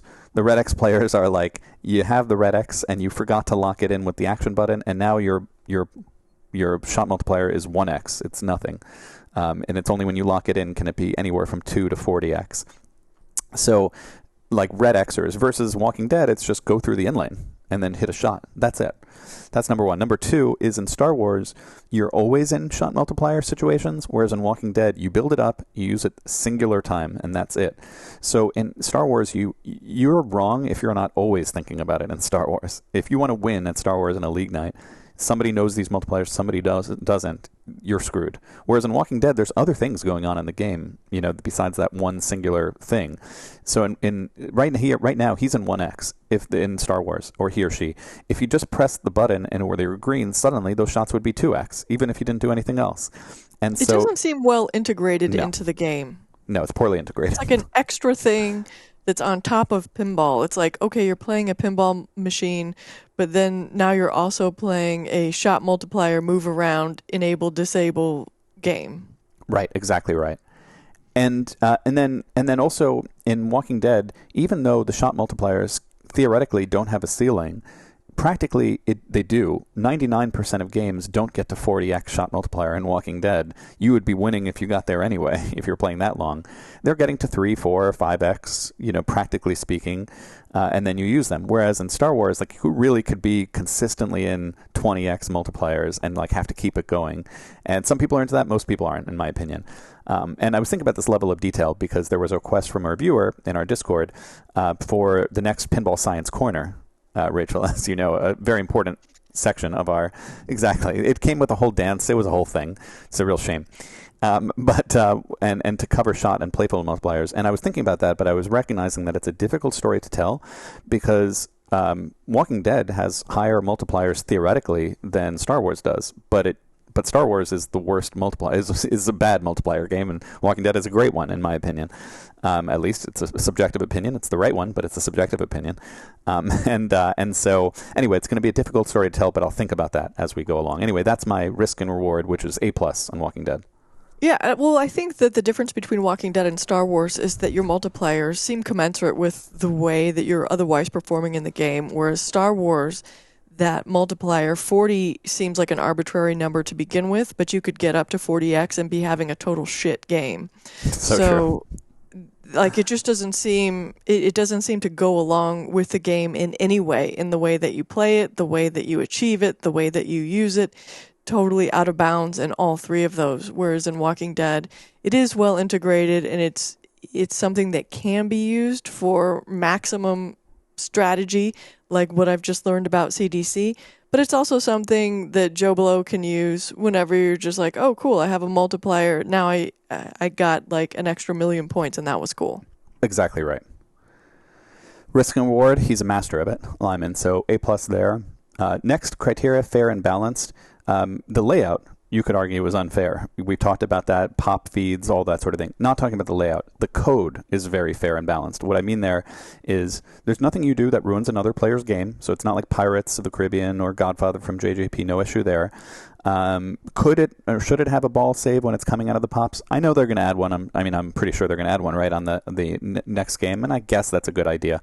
But on the other hand, you could argue the game's supposed to be brutal, so some might disagree there. Balanced, is the scoring so lopsided that it makes you ignore timeout modes? Absolutely not here. It's like Ambush you mentioned in Mandalorian. People just trap up the flipper, and you could see this on that last Pinball Expo. People just trap up the flipper and they don't play the mode because it's a badly designed mode. Here, everything scores you points. Barn scores you points if you play that 30 million. Riot can score you more. CDC if you're really going high risk and reward. Super balanced, in other words. You really claw your way for every million points in the game. I mentioned the skill shot matters, even in this game. That way. Everything matters in this game in a tough playing game like this.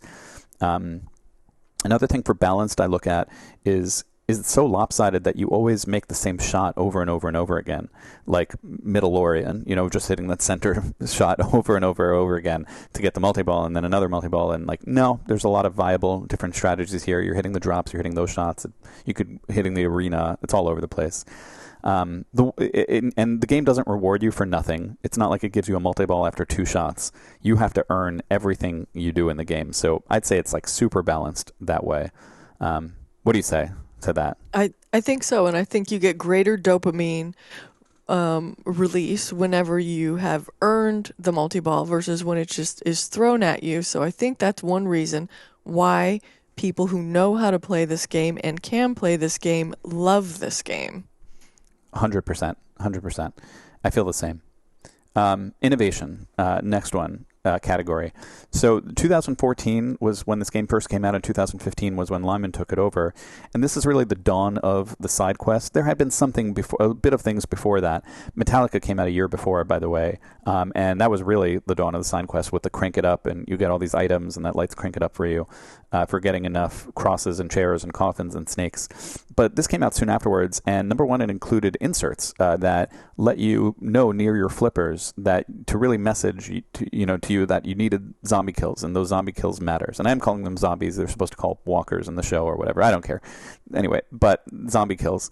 And it also had the innovation of having 2 side quest or missions. It had the zombie kills and it had the multi-kills for the horde. And so some great innovation there to balance out kind of a set of what is now codified as pinball rules, like these M's, I also think it was the first boom button, which we talked about earlier, the Walker bombs. It had a controllable shot multiplier we talked about, where it moved from the end lanes and you could decide when to use it. I don't know if another game had done it before like that. I don't think so. It was used in later games, like Iron Maiden, for example, has a playfield multiplier that you choose to use on the end lanes. Similarly, and other games have used that too. It was the first Walking Dead pin with all LED lighting from Stern. It was the first pin from Stern that did that. It's such a game for people who care about tournament balancing scoring. For example, we were talking about that X shot, that shot multiplier. It goes out of its way to give you a high champion for the best X shot that you made. For example, that was innovative. Like normally games would just tell you grand champion, maybe it would tell you how well you did in a mode. But here, it tells you 9 things about it. It goes or it says, okay, you got here's your X champion, here's how much value it was. Here's how high you got that value up to based on a 5X shot. And here's what made it valuable. You got a barn walker worth 62 million and a combo worth that much. All in one. All of this is in a singular shot, in other words. So it just gives you a lot of information for some people who like achievements and are focused on that and are not about the journey of a game, but are more about these sort of achievements. It gave you so much inside information that I find it worth calling out with how innovative that is. What do you say? Agreed. I would also add that it was innovative, or at least daring, to remove almost all of the color. I remember that when it came out, people had very strong opinions about it. And I think that it was with intent. There's a nod to the comic book there, black and white comics, even though we're talking about the show, that we've only seen, really, we saw it again in Munsters, but this was like a notable thing of its time. And as you said, this was the first game that was fully released, all LEDs by Stern. Metallica started off with incandescent, then you could get the Metallica LED version. But this one, all LEDs, which does affect your lighting and the way that the play field is going to look while you're playing it. Yep, exactly right. So innovation. That's it for innovation. I think there's a lot of it in this game. Hopefully I've given a few examples. Any other comments or questions about innovation? No. Okay. We're on to our 9th out of 10th criteria, which is pacing, or what I sometimes call I was so close. The crossbow. The crossbow. We can call that innovation that wasn't quite... They tried. It was a miss. The crossbow is a miss. The crossbow is a miss. And also the crossbow misses a lot. Yeah, Right. but the effort was there to try something where on the apron you have another tool at your disposal on the apron. Yep, absolutely. Swing and a miss. Swing and a miss there. And maybe they'll fix that in the next one. Pacing. Pacing, you could kind of think about it in two ways. One way is pacing of the journey, and one way is pacing of the score. When I mean journey, when you're playing King Kong, you're always close to something. A treasure hunt, a New York City event, a Deadeye skill shot, a T-Rex battle, a island treasure, a King Kong multiball, a pit multiball. You're always close to something in that game, over and over and over again, an event of some kind. Walking Dead is not quite that way. You're not really close to much in that sense. You're close to death. You're close to death always. But what it does have in pacing, because it's not really that kind of game of a journey, you don't feel the journey as you're going through that with a bunch of like distinct events. It's not designed to be that. But it really gets pacing in the scoring really well. The scoring doesn't feel like wood chopping. For that feeling of wood chopping, to avoid that, you need to have exponential scoring in some way the more you play. I said it earlier, like 5 minutes, you get this many million, but let's say 5 minutes, you get 10 million, but 10 minutes, you get 50 million, for example, that it starts to just rise really quickly. And there's a lot of stuff you have to do to get there, but you can't just trap up the ball and wait for 20 minutes, but on average, and often without realizing why, as you play longer, your score will exponentially rise in Walking Dead, so you don't feel like you're wood chopping to get that great score. You think about Venom, for example. In Venom, you get to the Mayhem multiball with the Carnage multiball. You do the thing, you execute, you get 300 million points, and then you're going to play another 10 minutes, and you're going to get like 3 million points. That's a pacing that I have an issue with personally. Some people like Venom. They're wrong also, but there are people out there, I know like everything I'm saying is a broad generalization, I keep that in mind, but I mean to say like there's a problem with pacing in that game and scoring if you buy what I'm saying, that pacing like this matters. And in Walking Dead, it's just exponential scoring rise. And there's so many reasons why that is. I mentioned before the multi-kills, that it gives you 2 walker kills instead of 1, so it adds to your shot X multiplier that much fast, or for example. But I'll give you another things for that, is that the yellow circles, when you hit them, if you get multi-kills, will give you 5% of your total mode points scored up until that point. And what that means is, as you play more modes and you hit those yellow shots, they suddenly become worth 10 million, 20 million, 40 million points if you've played really well in your modes to that point. Like if you had a huge CDC mode, all you have to do is hit yellow shots after that, and you're going to be racking up points just from that. And it's a little complicated, but the point is there are all these features like that, without getting into any more nuance of it than that, where making one shot adds much more value later on in the game if you've survived long enough against the zombie horde. So that's my pacing, and I give it a A+ there on the scoring side of pacing. Which is all good. Last category to talk about is bugs. And it doesn't really have them, and I always mention this category. It ends somewhat anticlimactically because, bugs matter, and a lot of Stern games don't, and this one doesn't. It operates perfectly in an arcade without any issues. I assume you agree, at least the pro. Agreed, yes. And so even though it's sort of boring to say, it's never a small feat for a programmer to accomplish a zero-bug situation like that, and many other companies have tried and failed. I think you could talk about it in terms of like a physical aspect, like what we talked about how sometimes when the ball comes out of the pops on a particular copy, may go straight down the middle. So that's sort of a physical bug of game design, I would say, but that's also something that the game owner can ameliorate. True. And that is it for the 4th but not final section. Rachel, are you ready? It won't be that long, I promise. But the last section, if you're ready, is to then finally predict what are they going to do in the next game. We've gone through all the rules, I think, at this point. I don't think there's anything left unturned, any stone there. But what are they going to do in the next game? / what do I want them to do that I don't think they are going to do? I should say that too. Okay. Are you ready for that? And you could obviously chime in too here. What might Stern do in the remaster? First, let's talk about the art. What they're going to do is they're going to make the display DMD scenes converted into LCD. There's really three options, as far as I can imagine. Started on three options here on the art. They could have gone on the TV show with clips. They could have gone away from the TV show with the comic book, and the TV show was based on a comic book. Or this third option, where they just reuse the DMD scenes and animate them and maybe add some new scenes through animations. But it's not it's not from the comic. It's not from the show. It sort of is from the show. Scenes from the show, but it's not like an actual clips from the show. And so that's what they're going to go with. And the art, I think, on the playfield, for example, I think they'd probably go for like a cartoonized TV show. If you think about like the Star Wars comic edition from 2017 Richie game, where they made it's still Luke, it's still Leia, but and Harrison Ford and all of that, but they just make it look a bit more like a cartoon. My personal only preference is that it's a comic style, which they won't do. So that's that. But I'll pause there. What do you say, Rachel? What do you think they should do or will do? I'm not sure about changing the playfield art at all. I'm not sure if this. I guess we might see that. But I think that the right move is on the DMD or on the LCD to keep it as generic as possible. I don't think that you want clips from the show, because the show, as people have stated, the show has been done for a long time. No cultural relevance anymore.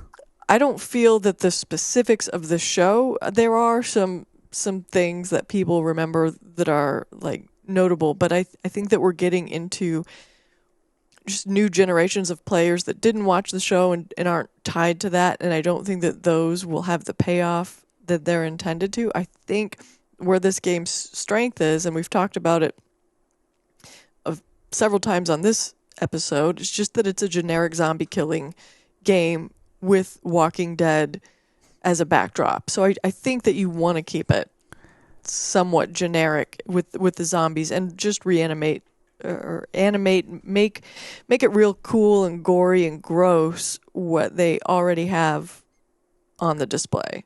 Let's just gross it up. Totally agree there. I wouldn't want the TV show. We did take a poll for what it's worth in our Discord, and I'll show the results of that. No, not yet. I will show it here. Not that. I'll get to that. But most people did end up preferring the comic style with tie for TV show versus original game reanimated into the LCD. But we'll see how it ends up turning out. The reason I'm so confident that this is the case here is back to the teaser.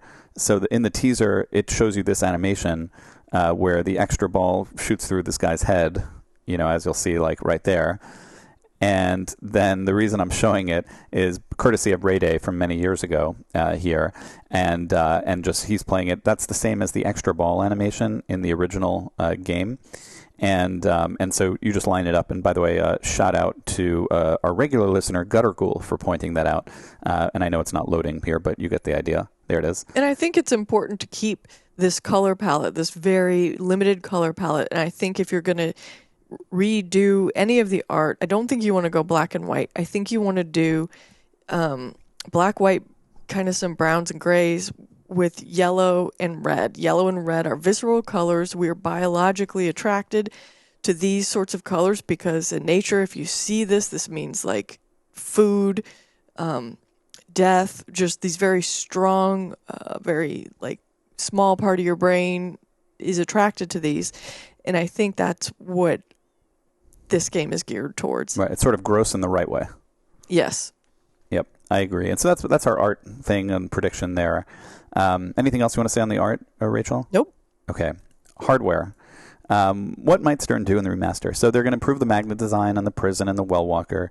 Maybe they'll set it up so it doesn't throw it down the center for you, more likely. I think they will improve the crossbow reliability and the accuracy.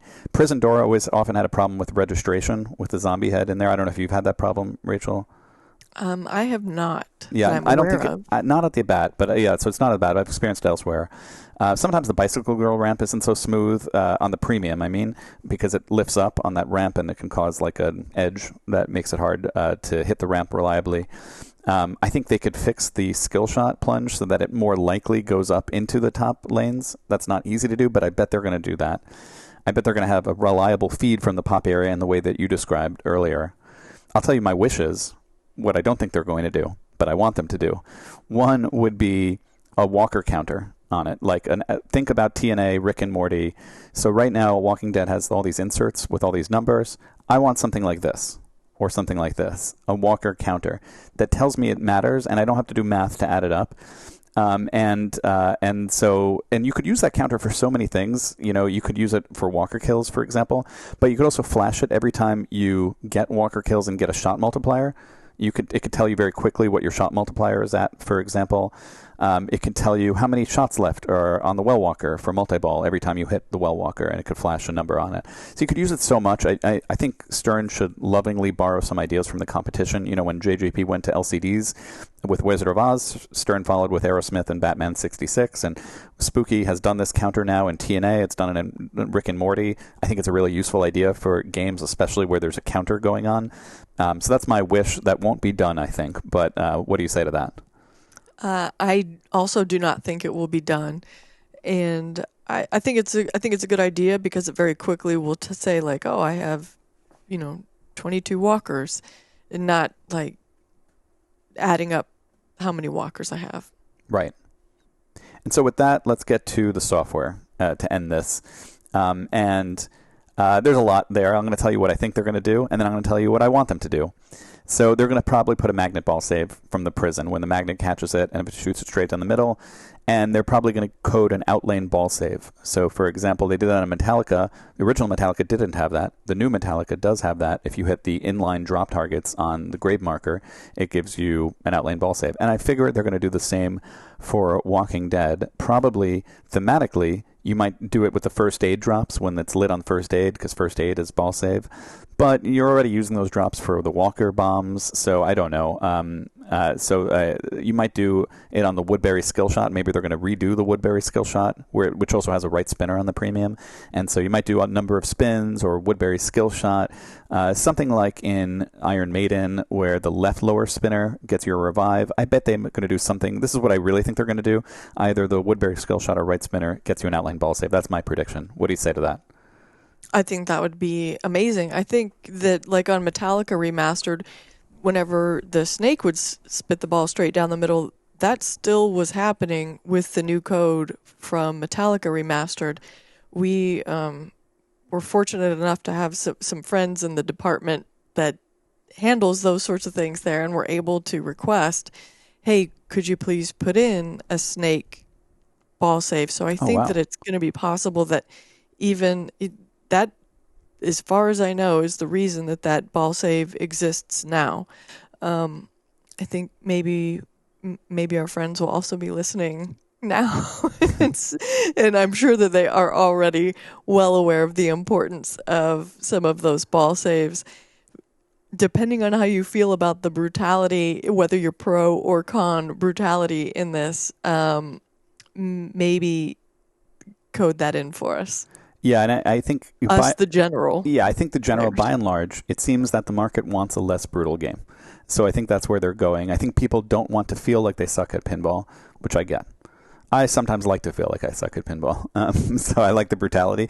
But this is where they're going. I don't think there's a question about it. So I think this is where they're going, and I think on average this is what most people want. So I get it. Nothing wrong there. And I would love to see something like that on Woodbury, where you have a choice of points or features like an outlane ball save, so that you're making a real decision. Right. I bet that's exactly what they'll do.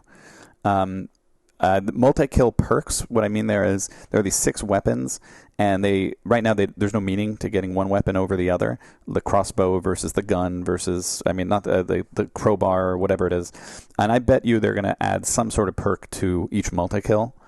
I thought, get the shot in the Woodbury. Maybe they'll turn it into a video mode. I wondered that, actually, to redo it. I'm like a 20% confidence on that one, but I'm throwing it out there as something they might do. Again, not something I necessarily want or don't want, but I think that's I'm just putting the bets out there so you could see how wrong I am in like 4 days. In other words, that's the purpose of this. So it's more fun that way, I think. I didn't get into the whole fish tank thing, which is like hit the right ramp 3 times, but they're going to do more things with the fish tanks. And now let me get into my wishes, what I want them to do on this game to close out this podcast. One, a small point, Well Walker strobing values, the 55,000 points, I want them to matter, and I think they'll do that, by the way. They're going to redo the Woodbury skill shot. I want that, and I think they're going to do that. But here's what I really want, and I don't know that they're going to do. Right now, you have to get 115 walker kills to get to last man standing. And the number before 115 doesn't really matter along the way. And I think they're going to program more mini wizard modes. I want them to, and I probably think they will. I'm like 70% confidence on this, where they're going to have a mini wizard mode when you get to 25 or 50 or 75 walkers. Be like, there's a few of you still standing. Correct. Some are still standing. It's not the full Elton John, but it's like 25% Elton John still standing now. And also, if they added the counter, which they won't, then it would make that much more involved too. You'd feel it like when you're at 25. It could flash when you're at 25 or 50 or 75. So I don't think that's going to happen. I think that is going to happen. Maybe not those numbers, by the way. They might do like 35 and 75. We'll see about that. That's my bet of what they're going to do. 35 and 75. You heard it here first. Okay. But I would say like 25, 50, 75. And then a mini wizard mode for playing all 3 multiballs. They did that in Metallica as the new code, where you're playing all 4 multiballs, and that gets you to Blackened, I believe. And so here I expect the same thing, where you're playing all 3, Bloodbath and so forth, and you get to mini wizard mode. That would be nice. I don't know if they're going to do it. I think they should. Siege is this wizard mode for prison. I would add wizard modes for going far in the other multiballs, doing well in Bloodbath, doing well in Wallwalker. Something I know they're not going to do, but I'm going to put it here anyway, is let's say you play through the levels. The next time you play the levels, they're different. Entirely new. You could play 2 different barns, and it's a different experience the second time you play it, with its own mini wizard mode after those level 2s. If you're going to give them a lot of more ball saves, if you're going to make this a longer player and less mean, then you also have to extend the code more. And that's why I'm adding these things. You don't have to do... I'm not saying the original Walking Dead is missing these things necessarily. But what I'm saying is, as you commensurate with making the code the game more playable, which I bet they're going to do, I also think you need to start adding things. Because suddenly that's, there's a balance there. Final thing, I'm going to shout out to Mark Pearson, our local tech and other things he does at Electric Bat, and he had a suggestion for double tap, which is actually from the zombie movie Zombieland, different property, but imagine you get a crossbow during a multi-ball, you shoot it in the left ramp, and you follow it with another ball trapped on the right flipper, also up the left ramp. That's your double kill, double tap award. And something happens like that, like a big hidden super jackpot or something like that. So those are my full coverage of what I think Stern will do in The Walking Dead. So we can go back and check in just a few days for those of you who got to this 3-hour podcast and decide, was I right or not? And with that, I will close. Rachel, what say you? Well, I think also that this is not unlike any other Stern release. I think we're going to see some amount of code whenever it's released, and then as people play it and there's some feedback, then we're going to see more and more and more build on it. So I think that we're going to see that you're right about very many things off the bat. We might find that you become more right or less right as time goes on, and we get to see a little bit more of the game as the code develops in the ensuing weeks and months. Awesome. I sure appreciate you teaching me so many new things about Walking Dead that I did not know before. This game, I've been playing it since it came out, and it's just one of those games where I kind of will focus on like Well Walker or doing a few things, and then accidentally, I'll start like a mode and then kind of get into that, but not with the intention that I'm going to have now, thanks to my pen pal, Serge. Well, thank you very much, Rachel. It's been a pleasure having you on. You are more than just a substitute for Kale. You are often better, and we love Kale. We love Kale very much and hopes that he feels better. He feels better in the next. That he does not turn into soon. a Walking Dead himself. Yes, but yes, I especially. Yeah, maybe with that, I will close by saying, does that make sense? And you know what, Scott Avery, I believe it does make sense. Fantastic. Oh. Closer. Phenomenal. All right. Bye, everyone. See you later. Bats out. Bats out.